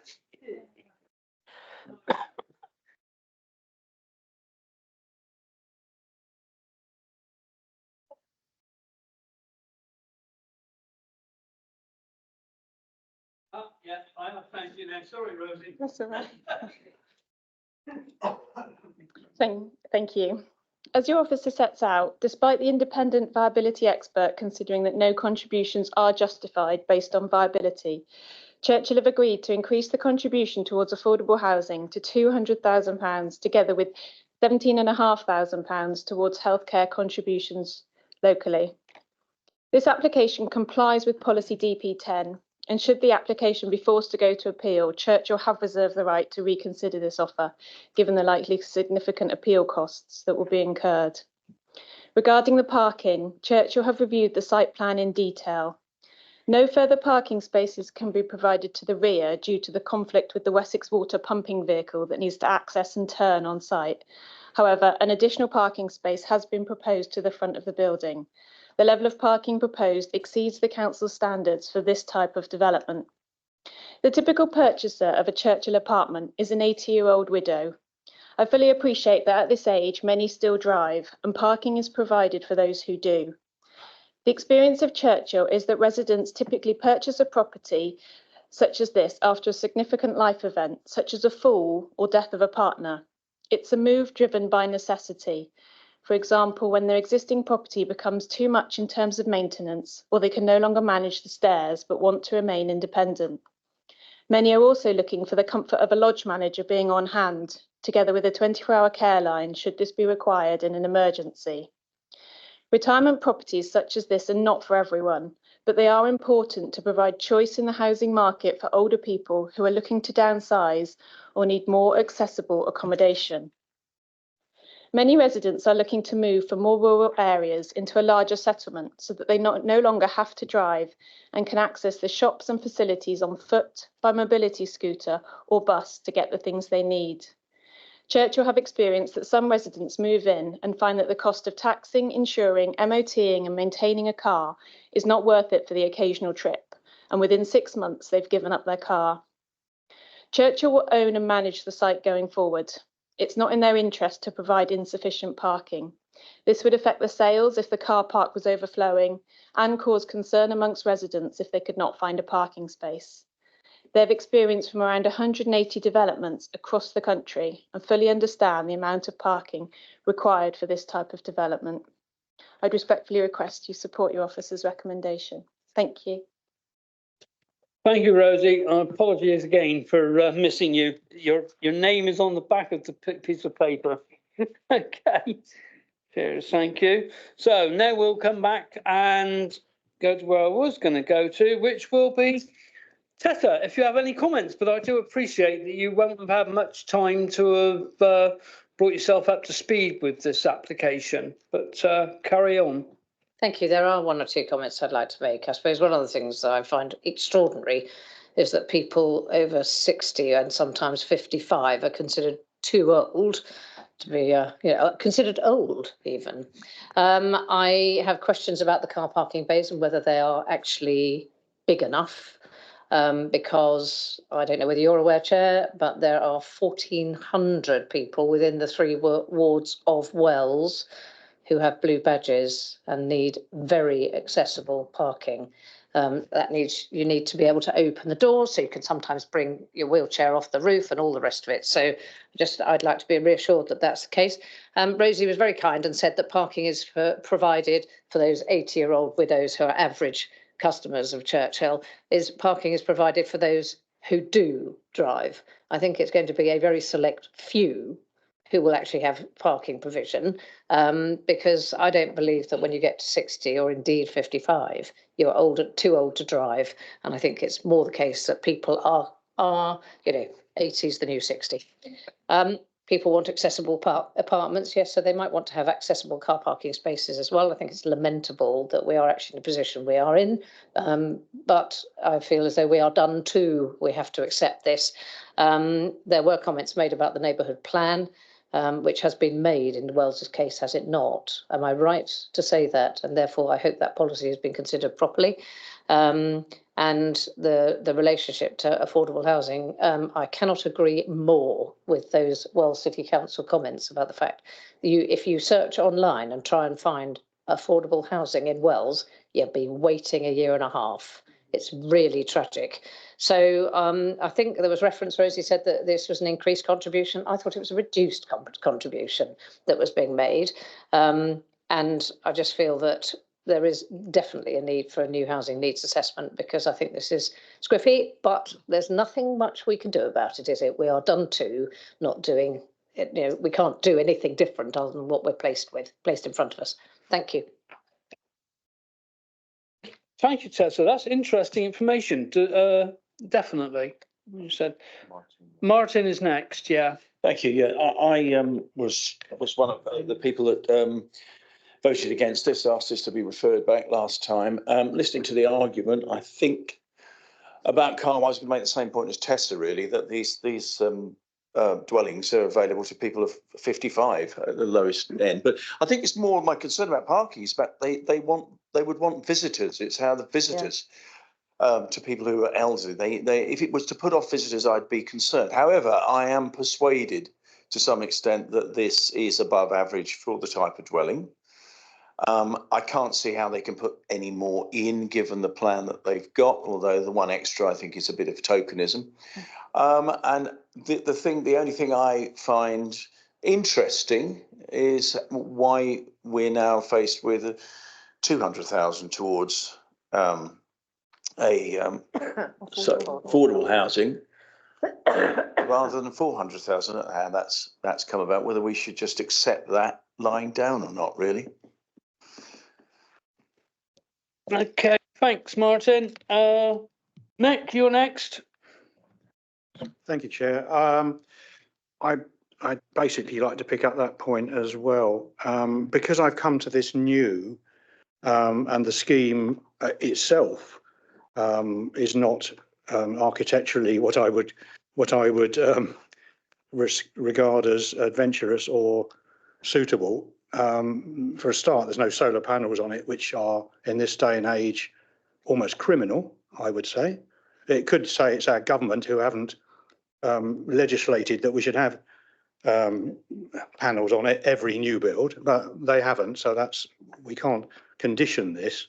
But could you explain why we're looking at a sudden viability deficit that has brought down the offering for the affordable housing from 430,000 to 200, well, to 100, then up to 200,000. What is the viability issue that is preventing a bigger contribution? Can we define that? Si, would you be able to do that? I know we had it explained to us at the last meeting, but Nick wasn't here for that one. Okay, so just as some background to pick up some of the points that Councillor raises.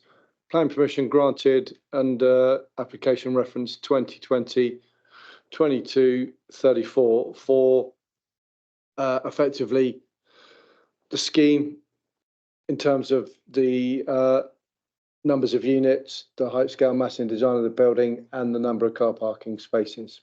The applicants submitted this application.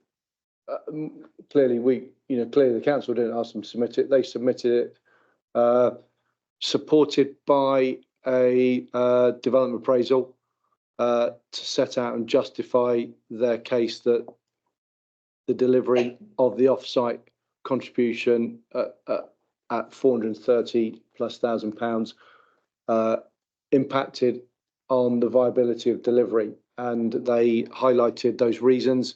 Those reasons included basically that the cost of construction had gone up, and also that since the since the applicant's agreement to effectively mitigate the phosphate deposition by buying P credits, that has also affected the overall viability position. That in itself is not a reason as to why we should review the viability position, but they set out in the document which was submitted to us, and we sought a independent appraisal of the case that they've put forward. And as we've set out in the report pack, the advice that we've received back was that, yeah, they've set out some points which can be taken into account in assessing the viability, which is why when we first presented this to you, we accepted their contribution of £100,000. So the planning committee at the last meeting, Check Challenge, pushed that assumption, which has left us going back to the applicants to have a further conversation about delivering the scheme, and they've come back with an increased offer to £200,000. I think you heard from the applicant's agent that, you know, that obviously might change if, as a group, you don't approve it today and it ends up going to appeal, because they will have an appeal cost to build into their appraisal equation. It's a thinly veiled threat. But do we know how much the mitigation is in terms of credits? Do we know how much that cost them? The P credits, it's in the report back, I think. Somewhere. Yes, I'm sorry, I haven't read all of the report back. Let me just go down. I think it's maybe a little bit unfair to go and ask Simon to hunt through the report pack at this moment in time, Nick. Well, not every inch of it, no. Yeah, your name is down on our list, Susie. Okay, sorry. Okay. I don't expect you can find it that quickly, Simon, can you? Me and Anna are looking now to see if we can help members. There's an item on page 130 at point 12, but it doesn't seem to mention precisely. Okay. Well, to be fair, it probably wouldn't be relevant because we'd accepted that they had reasons to reduce their liability, and arguing them now might be quite churlish. It would be a little bit churlish, and it'd be a little bit late in the day as well, really. Okay, so thank you, Mick, for your contribution. I mean, I think members, rather than get too bogged down as to the cost, again, what it does confirm, it confirms the number of the amount of P credit that need to be accommodated in kilograms. I think probably from your point of view in your dilemma with this application, what you have to accept is that the applicant's put forward a case. It's not my recommendation. It's not Anna Jopson, the case officer. It's our recommendation, but it's taking into account the advice that we have received from that independent consultant who has basically considered in detail the case that's set out. So if you're thinking that, well, actually, I'm not sure whether we should give the same level of weight to the advice that we received, you'd be entitled to do that, but you'd run the risk that the applicant appeals your decision, and effectively what we would have to do is, on your behalf, we would have to find another viability consultant who effectively would agree with you. And at the moment, you would have to identify which aspects of the review of the viability appraisal you don't consider robust or justified. Okay, thank you, Simon. Mick, you're happy now, or happy as you know? Do I look happy? Well, as I said to Barry earlier, you're a jolly person, so you're usually happy. Okay, Dawn, you'll go on the list, don't worry. Thank you. Right, our next one is Edric here. Actually, he needs to have a word. Thank you. Having sat through this last time, excuse me, and debated it robustly, particularly in relation when Shane was very forceful at bringing it back here with the deferral to try and raise the affordable housing contribution. I think we've actually done quite well to get it back up to £200,000. And in answer to Councillor Dennis's comments, it can't be ring fenced for Wells. It's ring fenced for the Somerset East area, which is the old Mendip area. That was raised at the last meeting. So I'm speaking to somebody in the public gallery, so to speak. We can ring fence it for Wells, so I know that. So that was question was raised last time. In relation to the fact they have an approved development already, and this is coming back to us for the viability and mitigation. I think our hands are a bit tied, although I appreciate what Councillor Munt says about, if you go in there at our age, let's face it, look around this committee, most of this committee are over 60. As far as I know, we all still drive. I said most of us.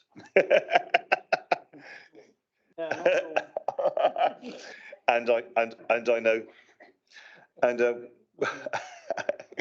we carve an offset with some of those older ones. Yeah. But joking aside, I do appreciate that most people, until they get to the age of my mum, who's just give her a license, 84, do still drive. But having said that, we've got the new slide, which we didn't have last time, showing that most of the other residential properties the company operate locally have a smaller percentage of parking spaces in this and seem to operate without any problem. So I'm actually, although I would like to see more parking, I don't think we're going to get it.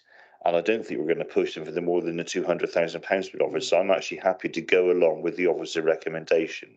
So I will actually propose we accept it, somewhat begrudgingly, but I think on the face of it, with what we've been told already, with they have an approved plan on the table already, I'm going to have to go along with it. So I'm happy to accept it. Right, thank you, Edric. So presuming that's a proposal. Okay, we've got a list of speakers, yeah. We'll go through the speakers first to see if anybody's got anything new. So Barry is the first one. Thank you, Chairman. I wasn't at the last planning meeting when this came up originally. I think the whole scheme is quite regrettable. And Councillor Dunk, I think, said, what architectural merit is there to this thing? It just looks hideous to me, but we are where we are. So my two questions are, what will £200,000 buy you in terms of affordable housing? And 0.51 spaces per flat. I mean, that's ludicrous. There's 47 flats in total, so 94 people presumably at a maximum. Let's say this lady gave us a figure that most of them are widows or whatever. So let's say there's only 60 people.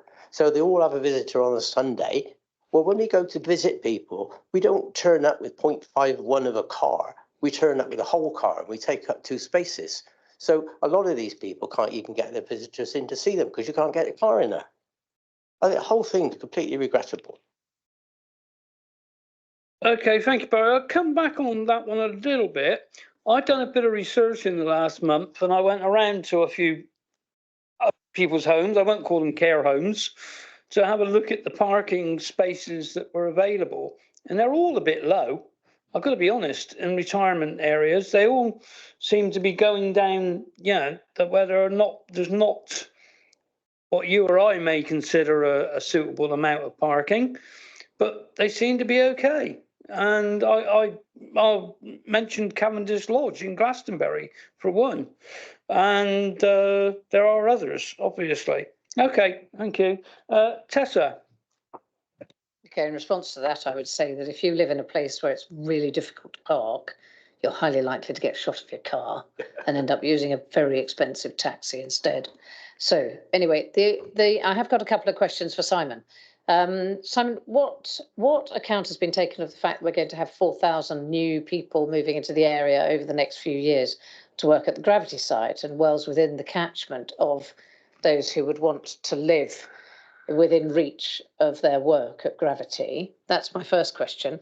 The second question I have is it possible to ask Churchill and others to build us some affordable housing, because they're in the business of building, and they'll make that 200, whatever it is, work a lot better than anyone coming along and just scoping for the job would.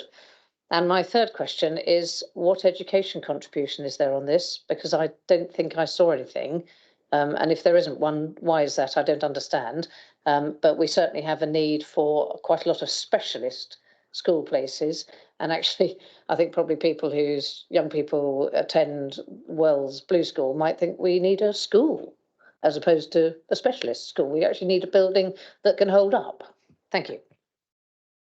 Thank you, Tessa. Simon, would you like to come back on Tessa? Yeah, I mean, there's some very interesting points there. I think first things first, obviously this is an application for a specific type of accommodation, which will be controlled in terms of who occupies it by the age restrictions as set out. And I think the agent made a point, and I know it's difficult for us as decision makers to accept, but this won't be for everybody. You know, this accommodation will not suit everybody, won't suit everybody who's retired. You know, and again, to be fair, we're not restricting it to 80-year-old widows who have just had an accident. So what we've got to do is take it on face value. This is a particular type of development that is aimed at a very specific type of the market. And, you know, it almost comes with a buyer beware clause on it. It's not a buyer beware clause that we put on, but it's on there. You would consider buying this accommodation if you are the sort of person who likes to live in a sheltered environment with on-site support. And yeah, you without a shadow of a doubt, when you buy it, your solicitor will be telling you, look, you don't have a car parking space. Are you sure you really want to buy it? So I think that's a key thing for you to take into account when you're making your decision. It's not for everyone, and notwithstanding the decision you take, it will come with a buyer beware, you know, badge with it. I.e., only buy it if you are somebody who wants to live in a very, very managed environment, and really the management are suggesting that you come and live here without a car by virtue of the number of car parking spaces they're providing. In terms of the need for additional housing in Somerset, you know, across the county, in particular with the new employment initiatives that come forward, again, this won't make a contribution at all to it, but it's not a site that, again, you say that again? This won't make a contribution to it at all, because again, it's aimed at a specific sector of the market. In terms of your decision, this site isn't protected for housing, so it wasn't allocated to provide, if you like, mainstream open market housing. It's been acquired by the developer, if you like, off the market. So again, in terms of your other question about education contribution, because the people that live here won't have children, or won't have children living with them, because of the age restriction, of school age, there's no contribution towards education either. So can I just go back and just clarify something? I think what I meant was that the provision for affordable housing, the money that is set aside for affordable housing, if we asked Churchill to provide affordable housing somewhere to build, their business is building. Our business is not building. Councils don't really build very effectively. They're very expensive. It's incredibly expensive when we commission the work from other people. Is there the capacity to ask Churchill, instead of putting the money in, to provide 2 homes somewhere in Somerset? I appreciate it can't be ring-fenced to Wells. I'd rather it was, because it's, you know, whatever. But is there the capacity to ask Churchill to provide housing, affordable housing, and to build the flipping houses, rather than actually handing over the cash, which will just get dissipated away over a period of time, and it'll end up being worth £2.50, and, you know, we'll be able to buy a letterbox or something. In terms of that part of your question, you know, our policy DP 11 does allow developers to make financial contributions towards delivering affordable housing off-site, and we do have, skills and experience of procuring affordable housing off-site. So because we've already accepted through the earlier decision that, if you like, an off-site affordable housing contribution is acceptable. Again, we're sort of, we've already taken the decision that a decision to deliver specialised housing can be made positively with the affordable housing contribution dealt with by an off-site contribution. I'm sorry, I don't think I'm making myself clear. Forgive me. If I'm a builder, and I build this over 60s and over 55s accommodation, that is my business. I can build much more cheaply than Somerset Council asking, doing all of its procurement stuff and sorting out someone to tootle along and spend whatever amount of money it is that we've been given on this particular project to provide affordable housing. If we actually ask Churchill to build rather than pay, you're talking constantly about a financial contribution. I'm asking instead, can we say to them, give us 2 houses, build us 2 houses, rather than charging us 200,000 or whatever it is, to put into a pot which will not go anywhere near building even 1 house, the way things are at the moment. I've one other question, and that is, you may know the answer to this or you may not. I don't know, I may have to wait for the answer. But when people choose to resell a Churchill apartment, I know I have come across schemes where you buy a property for 400,000, you then have to sell it through a specific, generally through the developer, the original provider, and it goes in for, you get 290,000, the third time round it's worth 130,000, and it's worth bugger all. Sorry, technical phrase. Are people free to sell these on the open market at the price of their choice? And is it the case that there is this stepping down in value over a period of time, so that people are aware that when they're investing in one of these properties, it's not worth the same after they've lived in it for a while? 2 separate questions there, sorry. I mean, just taking your questions in reverse, the second point, it's not a planning issue, and I don't know.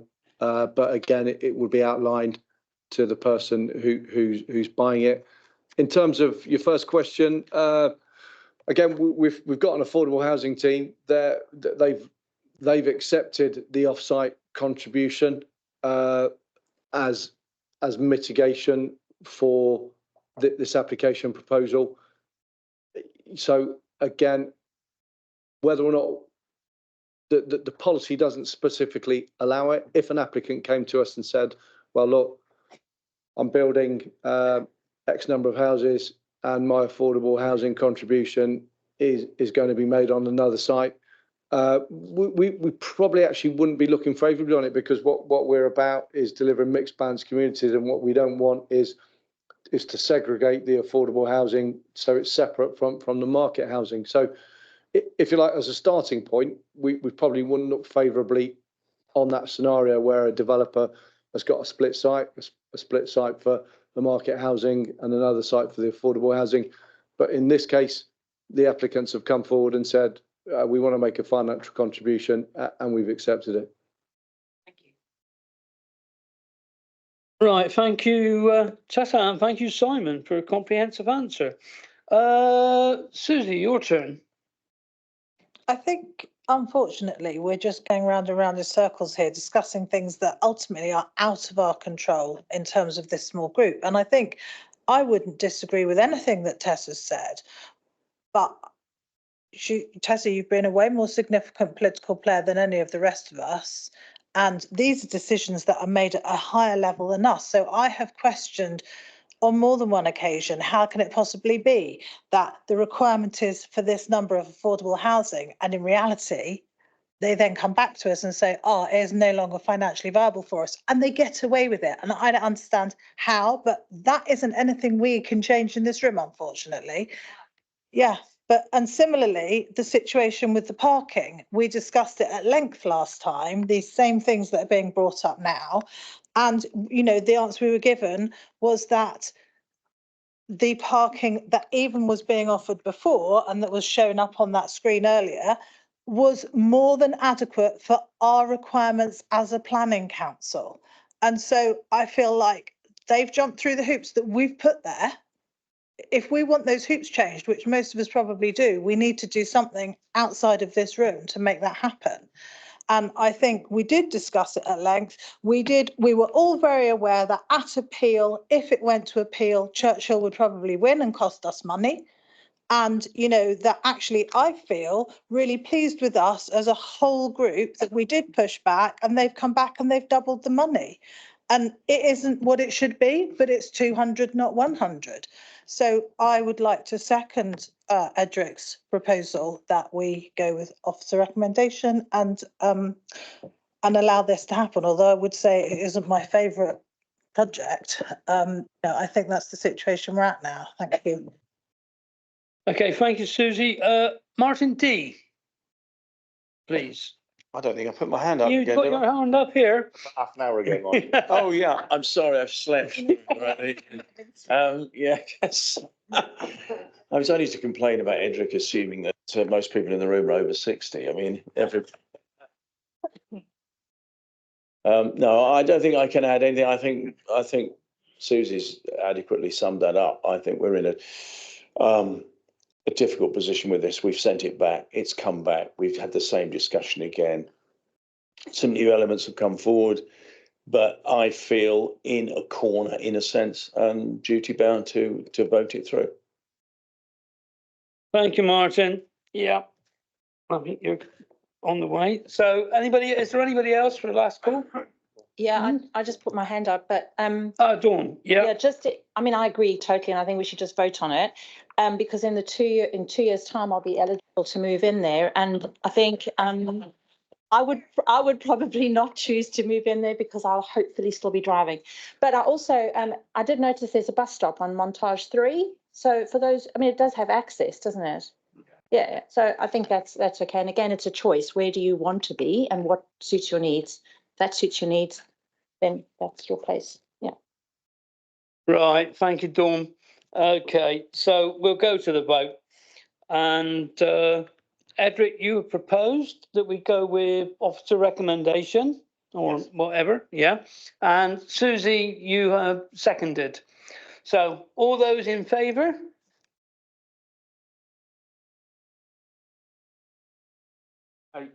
Eight. All those against? One.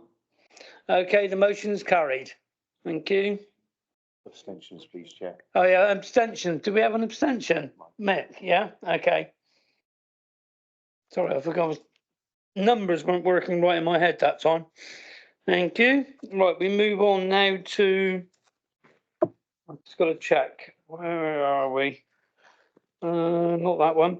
Oh, yeah, we're moving on to Townsend, Pretty Wells, Somerset.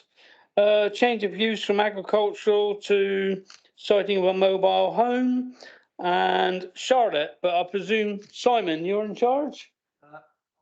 Anna's going to do it, yeah? Okay. Yes.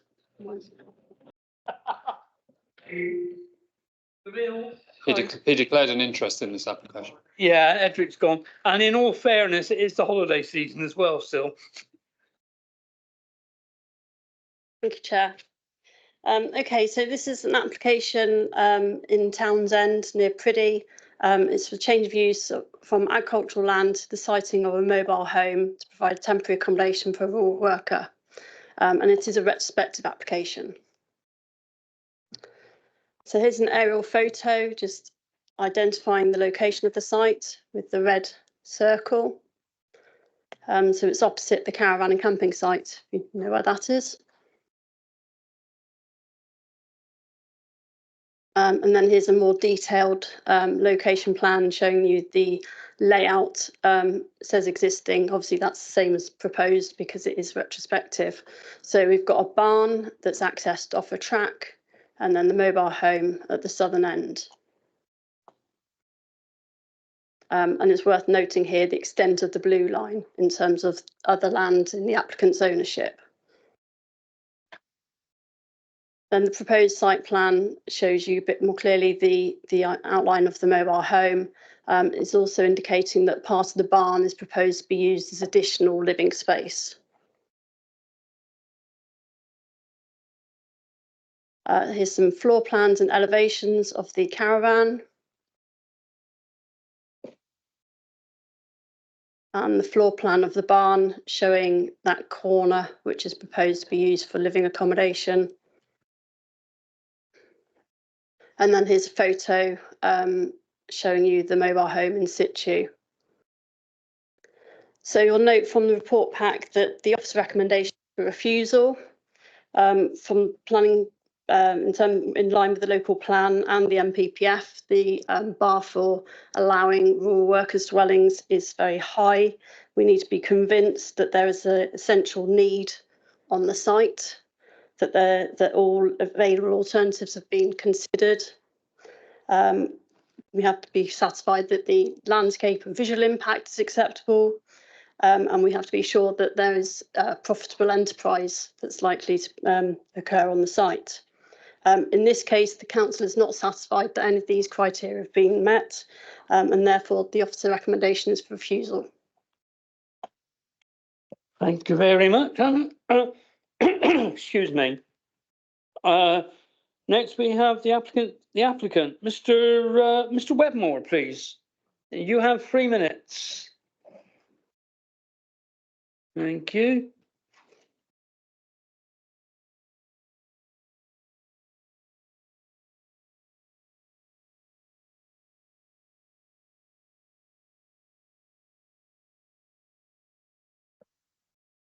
Thank you, Mr. Chair.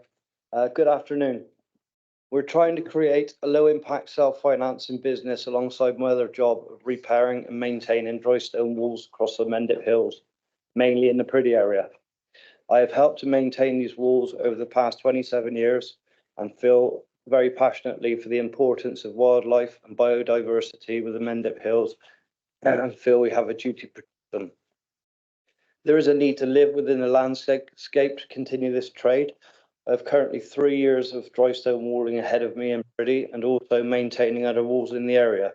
We have built a barn, but in order to run the business and to still carry out my dry stone walling, we have to live locally, and with no low-cost housing or for affordable renting of properties within our budget, it is an impossible task. We were told by the council it was a grey area for a temporary home to be sited. So when we received the notice that we could have an enforcement notice put on us, this was a shock and rather stressful, as we have no other home. We never intended to hide the caravan and have always been transparent and open, and we have supplied all information honestly and to the best of our abilities. This site is opposite a large caravan and camping site with 2 mobile homes situated. This campsite is open from early March to the end of November, so the impact of the surrounding landscape is always changing, with large camper vans, caravans, tents of all colours being on the site. We are not in isolated open countryside. We keep investing our money into this venture, so if we must find alternative accommodation, this business will fail before it starts. We've already increased our flock from 20 to 30 ewes and sold last year's lambs for a profit. We are ready to start lambing in April, predicting 50 lambs. With the sale of these lambs, we will purchase beef calves and have extra land through a tenancy agreement with the neighbouring landowner. We have gained much support from locals, including the parish council, who have seen the positive impact we have already made on the land and appreciate our desire to start a new generation of farming in the area. So I would like to ask, before you make your decision, do you feel it's important to encourage and support local agricultural families that work, maintain and respect the land by restoring dry stone walls and feeding the nation? Also, passing on local knowledge, skill and trades to our future generation to keep this lovely countryside the way it is today. If so, surely we should be allowed to live where we work. Thank you very much. And thank you very much. Cheers. I don't believe there is anybody else. I'm just double checking.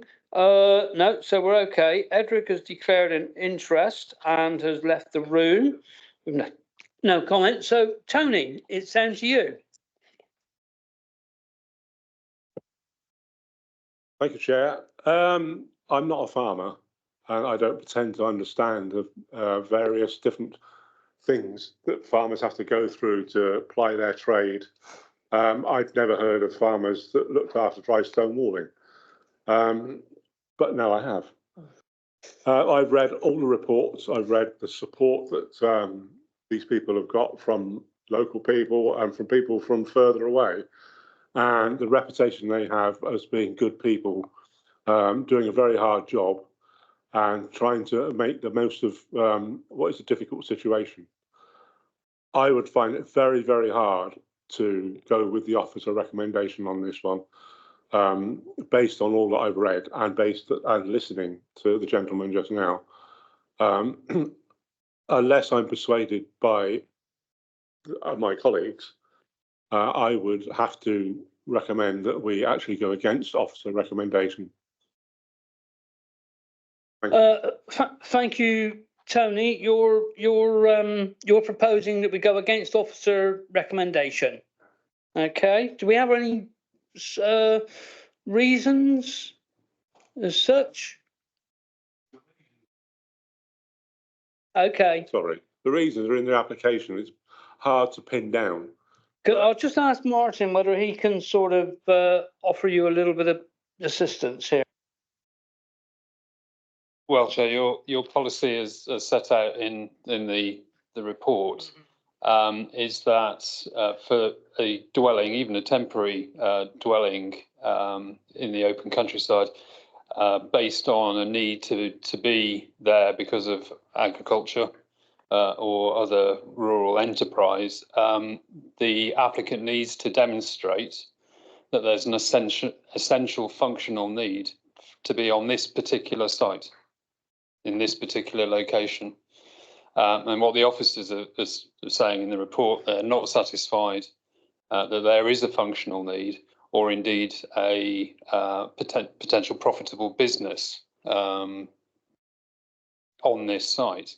Now, you as members might take a different view. Now, the reason for refusal set out in your report pack is essentially what I've just summarised.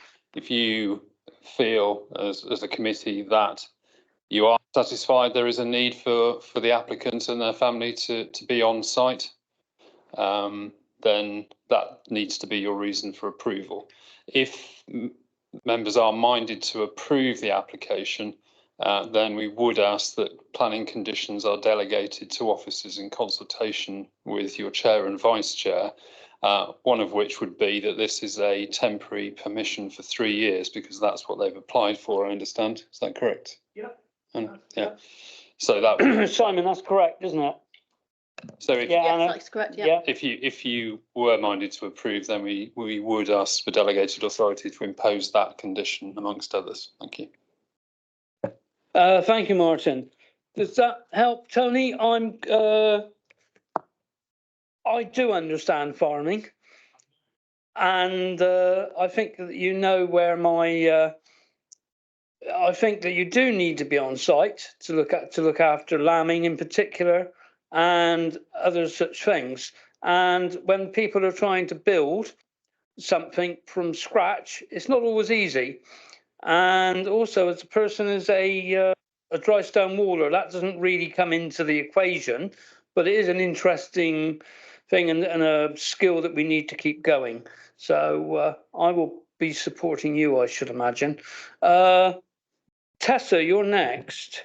Yes, I'd like to say that I think dry stone walling is a skill that is actually quite specific to the Priddy area. Yeah. You can use it in other parts of the country. You can go to Derbyshire. I don't think we want to lose people from Somerset and having to send them off to Derbyshire to get work. There's plenty of work up on the Mendips. Yep. It is not possible, in my view, for somebody to have that type of employment and to be able to pay a rent in Wells or a rent in Cheddar or a rent in Shepton or a rent up in Compton Martin or wherever else. No, the business won't work if that's asked of them. It is a 3-year application. I think that's absolutely appropriate because it gives time for the business to develop and grow.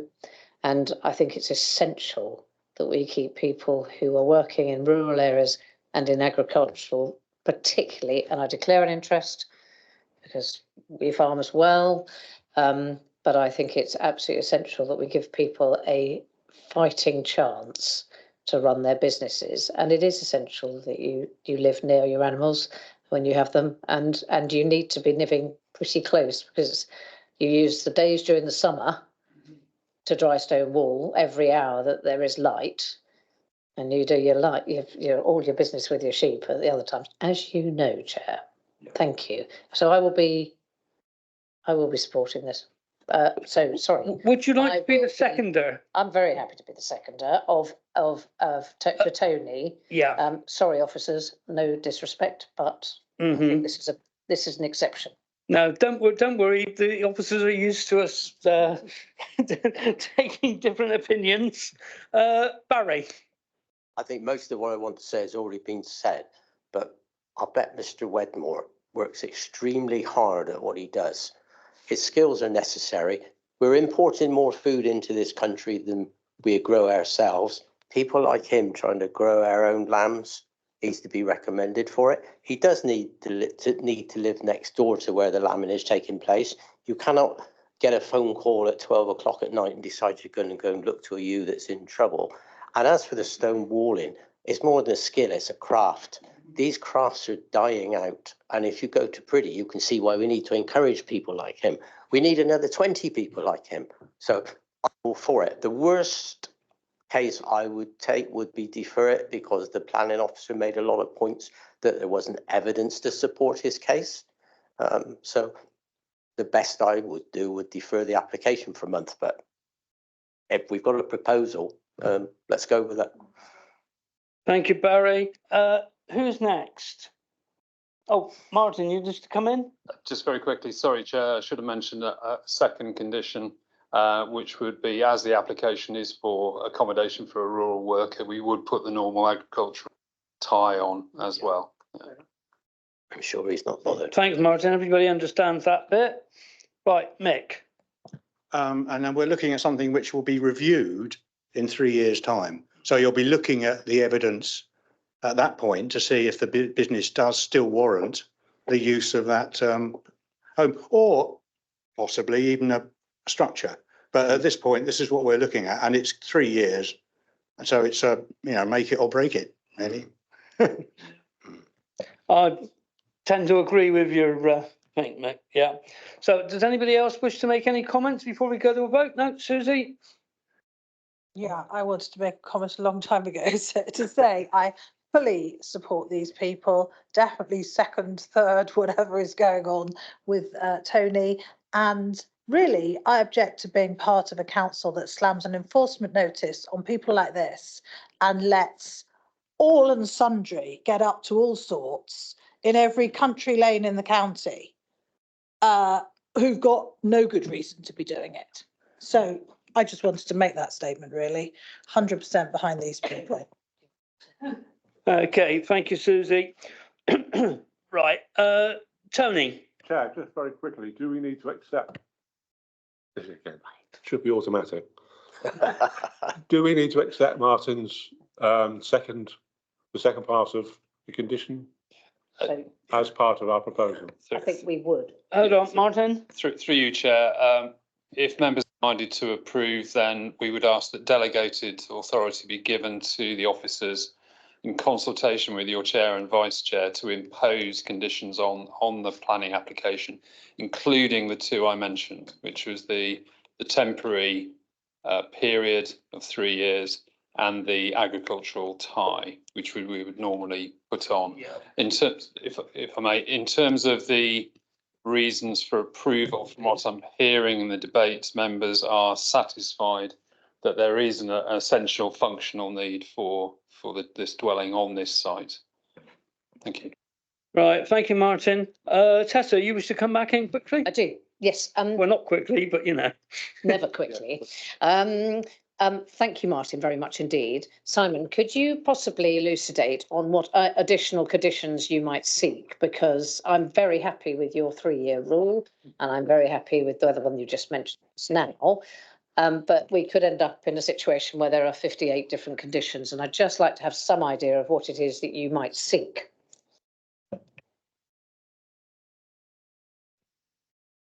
What we'd do, Councillor Munt, is that we would we'd go back and just review all the consultee responses, see if there's anything that we need to condition to respond to their comments. We'd then basically forward that to the chair and vice chair and say this would be our recommendation. If you wanted, chair, we could include Councillor Munt in that. If you felt you wanted to. I'm quite happy. Do we have a difficulty if we're involving the vice chair because he has absented himself from this debate? Yeah, no, you would need to have somebody else, would you not? We would probably, unless the chair felt we needed a second opinion from one of his committee members, we'd probably just go to you, chair. Well, I'm actually thinking about it. It could come just to me, but Tony is the ward member. Yeah. And I think out of respect to Tony, that he should be included as well if the vice chair is unavailable, which he is. So yeah, so include Tony. I'll teach you a little bit about farming, or Tessa will tell you. Okay. Okay, so I think we're there now. So we'll go to the vote, and all those in favour of Tony's recommendation to go against the officer recommendation, and we go for approval. Okay. Unanimous, Chair. Unanimous. Unanimous. Okay, so that is passed. Thank you. Cheers, thank you. Get over it.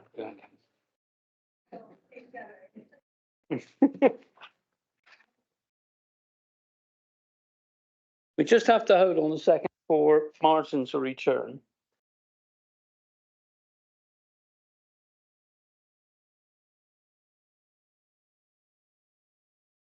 Where has it gone?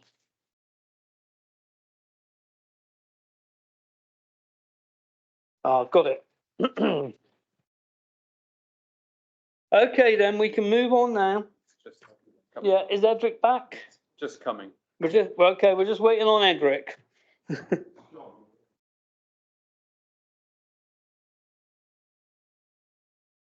He's talking to the applicant.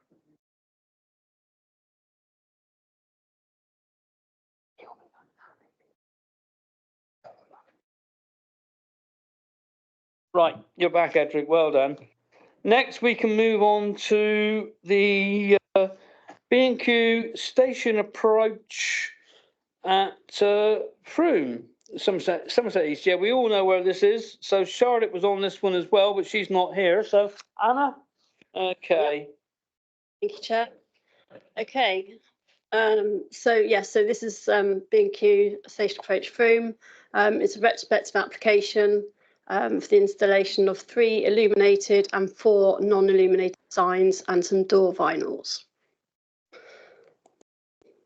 I think, as you mentioned, I think everyone's probably quite familiar with where the site is, but this plan just puts it in context in terms of the conservation area and some listed buildings.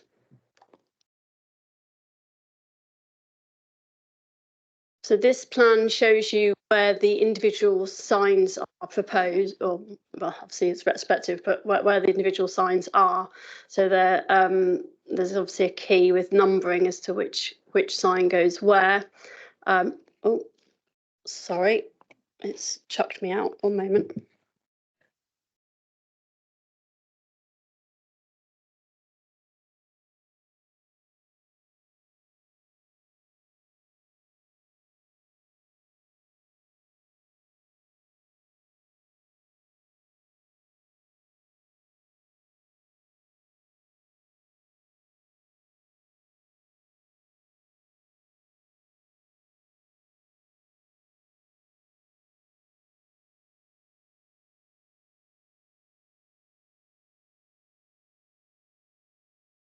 Okay, we're back, sorry.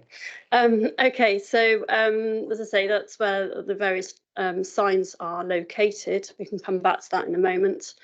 But I've tried to identify each elevation on a different slide. So these are the signs that are facing station approach.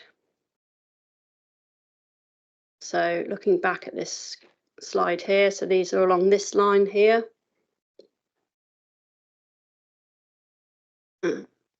And then these are the signs facing the main road, Wallbridge, and further along it's Portway, isn't it? So those are the ones facing the main public highway and facing towards the conservation area. And then there's these ones that are more internal within the site. There's just a street view there showing how the site fits in with the local context. Obviously, there are residential properties on the opposite side of the road, but the area is very much typified by commercial properties as well, both on the Wallbridge side, but also within station approach. So that's the context. So the officer recommendation is for approval of the signs. So it's open to debate. Okay, thank you, Anna. I'm looking around, there's no public speakers. I'm thinking that I'm not sure, is this in Helen's and Shane's ward? They're not here either, but what I'm going to do, I'm going to go to both the Frome councillors and get their opinion first. Martin D, we'll go to you first. I think we're probably up against problems if we turn down the non-illuminated signs. I'm not sure that they're too intrusive, but I think the main problem has been throughout in terms of public opinion as well, the illuminated signs. And the impression they get, we've talked about light pollution before, and this is a very heavily residential area, and the belief is that they're inappropriate. And I think probably we'd accept non-illuminated signs because they're kind of necessity. The ones on the roadside look okay, but I'm certainly very concerned about illuminated signs in this area. This Mick and Dawn. Okay, thank you. Yeah, there are 3 members from Frome. I'm going to go to Dawn first, okay? Because Dawn's a regular member of the panel, of the committee. So she has it. So Dawn. What he said. No, I'm kidding. I agree. I actually really agree with what Martin says. I think the illumination is the problem. And I think it's important that we have some signage there. It's good for business, it's good for everything, but I just think the illumination is a problem. And then, of course, across the road, we've got all those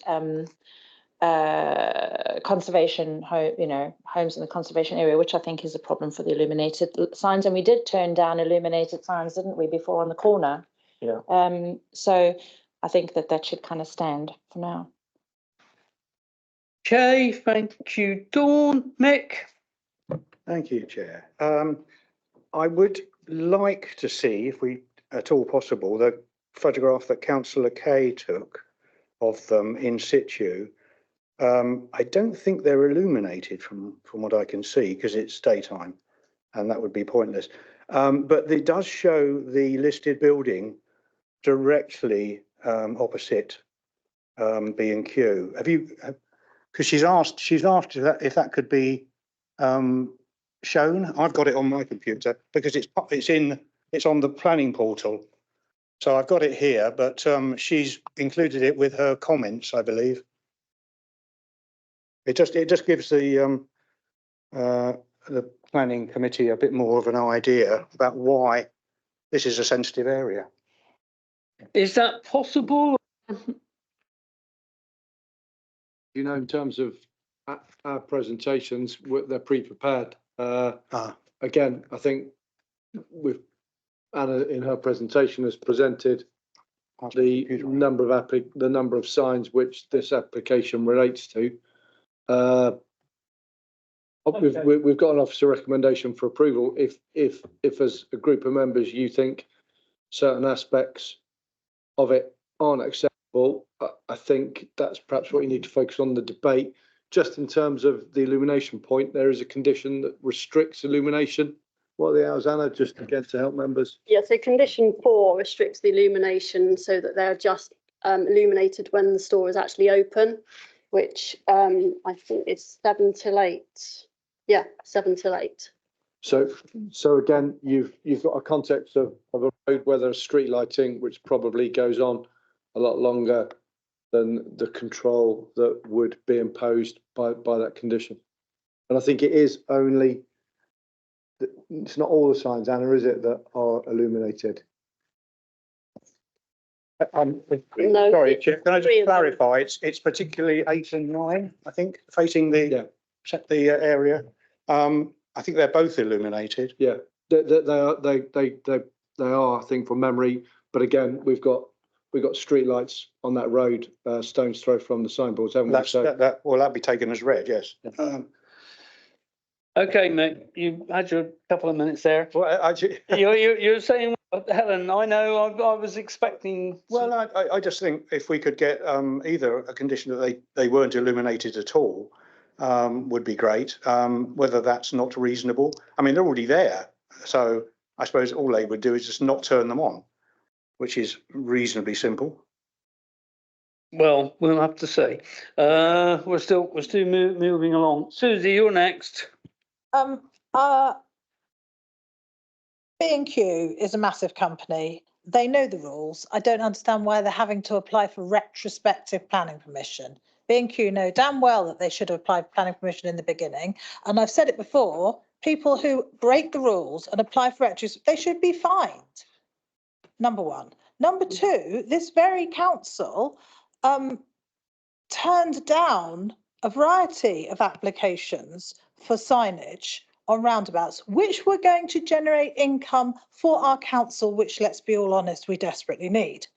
I don't know why they think they need this many signs. It's far too many. I don't know why we want them at the side of the road distracting people. I don't know why we want them lit. And so it's a big no from me. Thanks, Susie. Always appreciate it. If you want a dance as well, I could do a dance. Thanks, everybody. Chairman, just we've got scope of illumination. Yeah, I'll just present again. Sorry, it takes a while. But in terms of the illuminated signs, the ones that actually face the main road, it's only this one here that faces the road. This one's not illuminated, so that one might be one that's more problematic to members. The other illuminated ones are more within the site, within station approach view. Don't know if that helps. Yeah, thank you for that. I think I know. Yeah, I'm visualising it in my head. Exactly. Yeah. Cheers. Right. Next is Edric now. Thank you. Tessa, Martin, I've got you on the list to speak.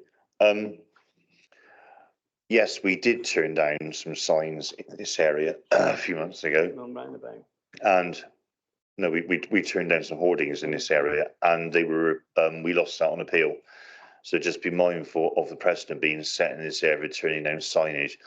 Although I agree, I don't know what we need to illuminate signs. I know that we managed to get the signs turned off in Morrison's overlook Palace Fields, thanks to the work of a Mendip district councillor who was like a dog with a bone on the issue, and she wouldn't mind me saying that either.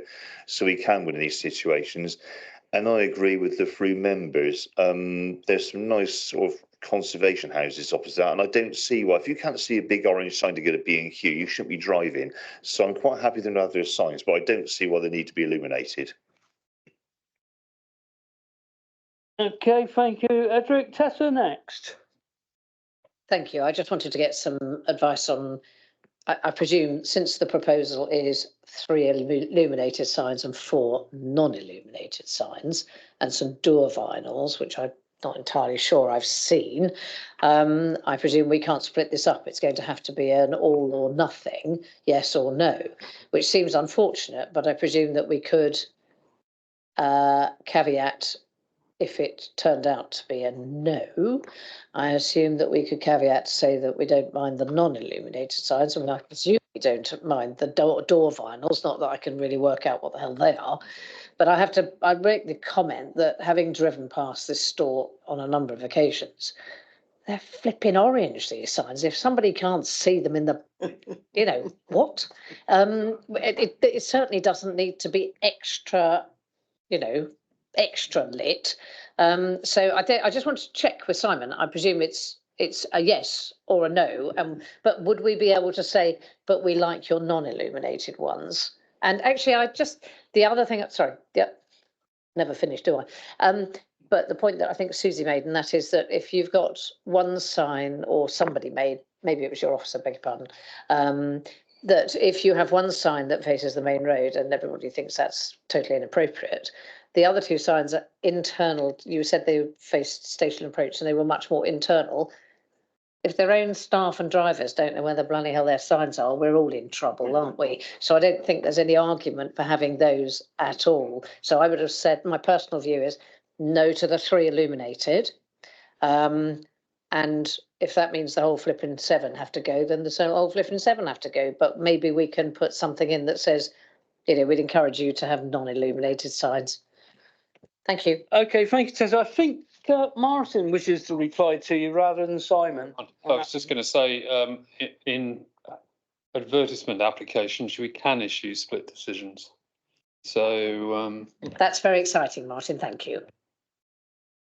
I think probably the question is whether you want to do a split decision on which ones you want to approve and not, or whether you want to do a split in terms of what should be illuminated and not.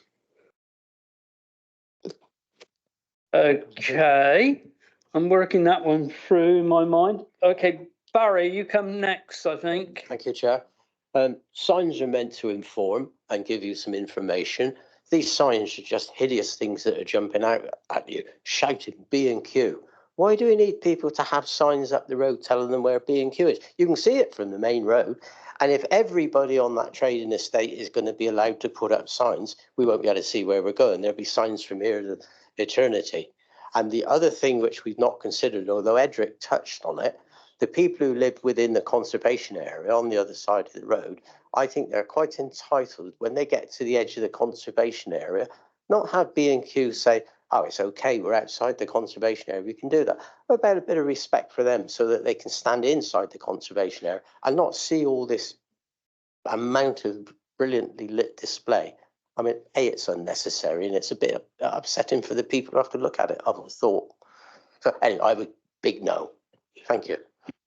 Thank you, Barry. Simon, like to come in quickly? Yeah, just to help you members with that dilemma, we've gone back to the presentation and you can see there, obviously, the scope of signage they're applying for. It's 8 and 9, which are the ones which will be most prominent from the conservation area and adjacent to the listed buildings. So again, in terms of the debate you've had, I think you perhaps need to focus on whether or not you're happy with the sighting and the scale and the overall design, as long as they're not illuminated, because again, as we've said, we can control that. Or if you think actually that signage and any other signage that you can see there is unacceptable, that's what we need to know to advise you on how to formulate your decision on the application, I think. Okay, hold on, Tessa, we'll write you down and Mick will write you down. Martin D. Yeah, I'll come back at that if I may. I think what I've said was going to say has been said. 8 and 9 isn't intended to be illuminated, is it? 9 is the freestanding. Thing. Yeah. 8 is intended to be. Yeah, I mean that's facing Walbridge Terrace there, which is a conservation area, so that shouldn't be illuminated. These are uplit, aren't they? They're not neon. They're just uplit from underneath. No, from within. Yeah. Yeah, I can't remember. They're lit inside. Yeah. Oh right, okay, that's not no, that's unacceptable from my point of view. The ones at the side, 21, 2, 3, 4, are less intrusive. Are they meant to be illuminated? 2 of them. Which 2 are? Yeah, number 1 is illuminated. Yeah. And yeah, it's the entrance to the That one building, aren't they? So, I'm really sorry, can I seek clarity, Chair? So can you tell me the diagram there, which shows a square B&Q, that is a lit sign? That one's a lit sign. And that is in position, that's number 1. Yeah. Okay. Which is, yeah, here on the elevation. You can see it there on the elevation and circling it. So that's facing Station Approach inside their own site? Yeah. Opposite the car park. Okay. Right. And then number 9, can I have a look at number 9, please? Number 9 is that freestanding one Oh, there. bloody hell. And that is illuminated, No. not No, illuminated? that's on the Wallbridge Road side, but it's non-illuminated. And It's this one that's illuminated. okay, and do we have a picture from where the blue car on your number 9? Do we have a picture of that elevation? Has that got any signage on it at all, that elevation, besides the sign that's at a perpendicular to the road? No, just those 2 signs. Which Right. this one. Yeah. That's the Wallbridge Road site. Yeah. Sorry. So that would strike me. So that's where we're clear that that is actually very visible from the conservation area, aren't we? So that's, so is that really, well, lit or not lit, that's terribly offensive if you're living in the conservation area and you're not allowed to do anything to your house. I thought we were protecting conservation areas, so it strikes me that probably, and I'm not a Frome specialist, but I do know the site. So it strikes me that 8 and 9 are a no-no, and I'm not sure why we need the number 1 because everybody's inside the place already by the time, you don't need to know you're in B&Q when you've parked in B&Q's car park or you're delivering to B&Q already, I think. That's the listed building. Okay, I seem to understand where you're going with this, I think. Um, We just need to give a little bit more. Excuse me, Chair, can I just comment? Because I think Councillor Munt actually spoke out of turn then. Sorry to say you did, because Martin was supposed to speak, then you, then Mike. So it's actually Martin Dearman's turn to speak. Can I just turn her microphone off, Mr. Vice Chairman, if I may? No, I'm sort of drawing the conclusion, even if there's an illuminated sign around the back that faces the railway station, why do you need it? There are houses beyond there as well. And in the what's it called, railway, not railway cuttings, Railway line. right? Well, it's round there. I'm beginning to say, why do we need illuminated signs at all on that building? Can I propose something? Well, I won't propose it, but I'll just throw it out there. Why don't we just reject the lot and ask them to come back again with something a bit more what we're looking for? What we think is more suitable. That's the easiest way, rather than messing around. Number 10, which is facing the railway line, that's illuminated.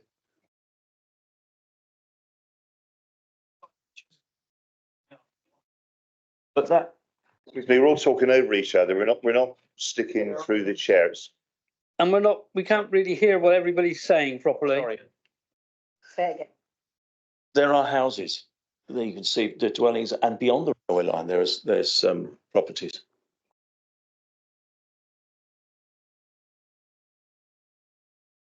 Okay, so what you're saying, Martin, is that there's houses there. I think I know where you mean. I know where you mean to. Yeah, and so that's okay. We've got that in our minds. Okay, the next person, Tessa, you've already spoken. Do you want to speak again? Okay. Surprise. Please, can I ask about? I take your point about just rejecting the whole lot, but the idea would be to guide B&Q as to what is acceptable, I would have thought. And I wondered if I can ask either Martin or Simon, whoever it is, the sign that faces the conservation area, that lovely building that somebody just showed me, the sign that is freestanding, sort of in the garden bit, does seem terribly prominent and very bright and not very conservation-y. And I wondered what guidance you might offer if someone was to come to you, if B&Q were to approach you, what would you suggest that they thought that we might think was appropriate for an area, for a conservation area? Because I've certainly seen, you know, you can't even replace a pane of glass in Wells in the conservation area, let alone put a flipping sign up. And that seems terribly large, terribly prominent. I know it's in two parts. You've got the orange bit above and something else. I presume it's the opening times or something below, but it is very big. Thank you. Okay, can we go, Simon? I mean, again, just you've obviously had a lot of discussion, members, with advertisement consent applications. So you've got two issues for consideration. It's the impact on the visual amenities of the locality and public safety for users of the highway. So I think, and again, you're making reference to how it affects the setting of the heritage asset. So it's again, as you're all aware, it's the sites outside of the conservation area and between the sign and the setting of the listed buildings. You've got a busy road. We'll have cars passing. You've got illuminated lighting. So again, I think it's a different setting to your conservation, to a location within a conservation area. I think in terms of the height and scale of that particular sign, I think you're right to agree that it's on the borderline of acceptability, because you know it's as big nearly as in tallness. It's nearly as tall as the buildings in the background. So we probably wouldn't, if we were giving advice, you know, should we do both panels or the bottom half panel, we probably wouldn't have advised they go and erect a sign of that height, scale and massing. But obviously that's not what we're faced with. We're faced with making a decision on what they've erected. So if you think that the height, scale and massing of that sign is not appropriate for the site location, that would be a reason why you could find that sign unacceptable. I think the one that's affixed to the building, you know, you're setting there, you've got a fairly a building that's utilitarian in its design. It's not really aesthetically pleasing. I think your issue there is about the illumination. Again, if you wanted to object to the illumination, I think that would be something that could be pursued. I think the sign itself there, I think if it's not illuminated, it's going to be quite difficult to argue that that's detrimental to the visual amenities of the locality. I don't think you're going to be successful to say that it would prejudice public safety on the highway. So I think with that one, it's about whether it's illuminated or not. With the signs on Station Approach, it's adjacent to a car park. So again, your context in terms of impacting on visual amenity to the detriment of the locality, with the exception of the one that's illuminated. Again, I don't think those signs, even though there are quite a few of them, are objectionable on either of those tests that you have to apply. In terms of the two facing the railway line, I think they're very much internal signs. If you wanted to find the one that's illuminated objectionable, then you know there might be an argument there. But we can control that by imposing a condition. Okay, thank you, Simon, and thank you, Tessa. Mick, you want to come back? Only different views, please. I don't want any repeating. I think I've almost forgotten what I wanted to say, but I think if we can just say come back, and those two that are facing the conservation area are refigured in some way, i.e. one not being illuminated and the other one being less prominent, they have chosen a very visible colour, not unlike a political party that, however, they are in the wrong place. And I think if we can get them to come back with more sensitive approach to that area, the stuff that is around the other side, I mean, a result would be that we just don't have any illuminated signs and we redo the ones at the front.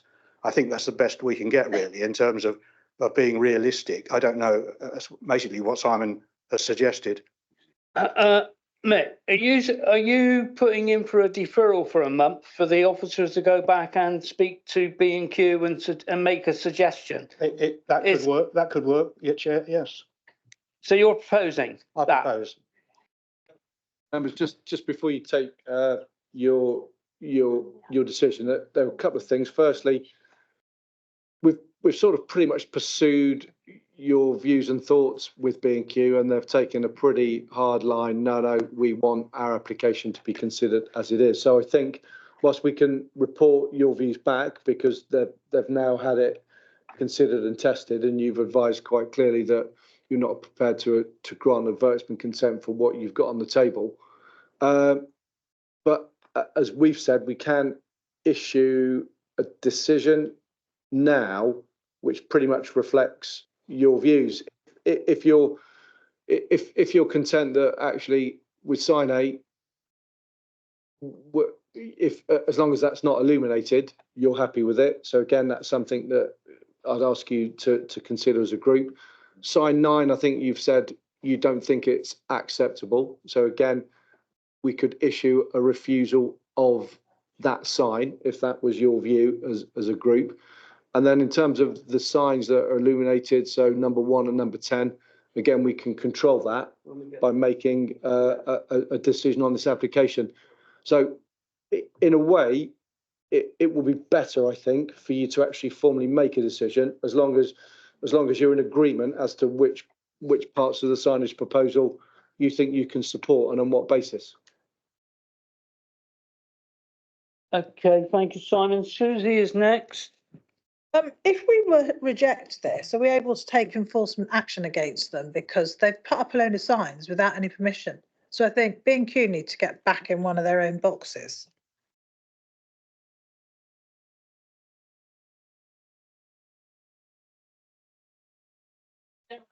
I'm not making a comment on that one. Okay. Barry. Thank you, Chairman. I come back to the point that if we allow B&Q to carry on with this nonsense, we shall end up with every man and his dog putting signs down there. And it would just be like, what was that American film, Billboards on the Way to Montana or something? It'd be horrendous. And the other thing, I know you said not to repeat it, so I won't, but the conservation area is here. If those signs were that side of that line, it would be a completely different outcome. Those people living on the conservation side of that line should not have to look at it at all. Anyway, I won't repeat it because you told me not to. Thank you, Chairman. Thank you, Barry. Okay, we're coming down to Edric. I think Edric's got something important to say. Makes a change. I'd like to make a proposal. We haven't had one yet, and we're going around the table. This is very bitty. My proposal is they can have them unilluminated, all of them, but number 9 needs to be shrunk in size because it's too big. So Simon just said it's twice the size. So half the size of number 9, and they can have them all unilluminated. That's my proposal. Just to help members, again, consider the vice chair's proposal. I would probably recommend that you vote for a split decision to refuse number 9. Okay. And again, that makes it crystal clear to them what they have erected is unacceptable. So they can either appeal your decision and challenge it, or they can take it down and put something in which for you to consider prospectively. So do I come back in? So, okay, on officer advice, my proposal will be we say they can have them unilluminated, but reject number 9, which is the big non-illuminated one on the side of the road. Yeah, and I'd suggest you consider that it's detrimental to the impact of the visual amenities there yeah. Okay, so thank you for that, Edric. So we'll be looking for a seconder for you in a minute. Who's Dawn is next and spring first. No, you don't want to speak. So back to Martin, then Tessa. Back to Martin and then Tessa. No, Martin's passing over as well. Tessa. Okay, so Simon, I'm assuming that you will do all the bits that say, I know we're not meant to hand it over to you, but you'll do the height, scale and massing malarkey and all of those right. You'll get the wording right for us because you've heard everything that we've said, in which case, with the beautifully crafted Simon's suggestion on Edric's proposal, I will second that, please. Okay, I think it'll be Martin who will be helping with that as well. I know it's confusing. It can be. Right. So we've been through everybody. Edric's got a seconder, which is Tessa. I'm going to ask it, do we have any more comments before we go to a vote on this? No, everybody's talked themselves out. Okay, so can we repeat the proposal, please, Martin? You've probably written it down. So it's a split decision to approve the signs, but all non-illuminated, save for sign 9, which is to be refused. And sign 9 is the one that's on the grass by the road, for the reasons that Mr. Trafford set out. Okay, I think now, does everybody understand that? Yep, okay. So we're done. I think it's a good compromise. I'd love none of them. Okay, Mick. But we've got a compromise, and that's what we're meant to be doing, isn't it? You know, if we need to at times. So Tessa, you need a bit more information? No, I'm just saying, so you're saying it's a split decision. So by implication, we are approving those that are not illuminated, except sign 9. Exactly, yes. So all the non-illuminated signs, save for 9, would also be approved. Just one clarification point. So sign 1 and 10 are proposed to be illuminated. So again, just understanding your decision, you're happy with those signs as long as they're not illuminated? Yes. Yeah. Yes. Well, I am. That's. Okay. So that's the proposal. Right, now we're there. And everybody's as happy as we can ever be. Okay, let's go for the vote. All those in favour of the recommendation or the thing by Edric, hand in the air, please. All those against? And any abstentions? 1. Motion carried. Thank you.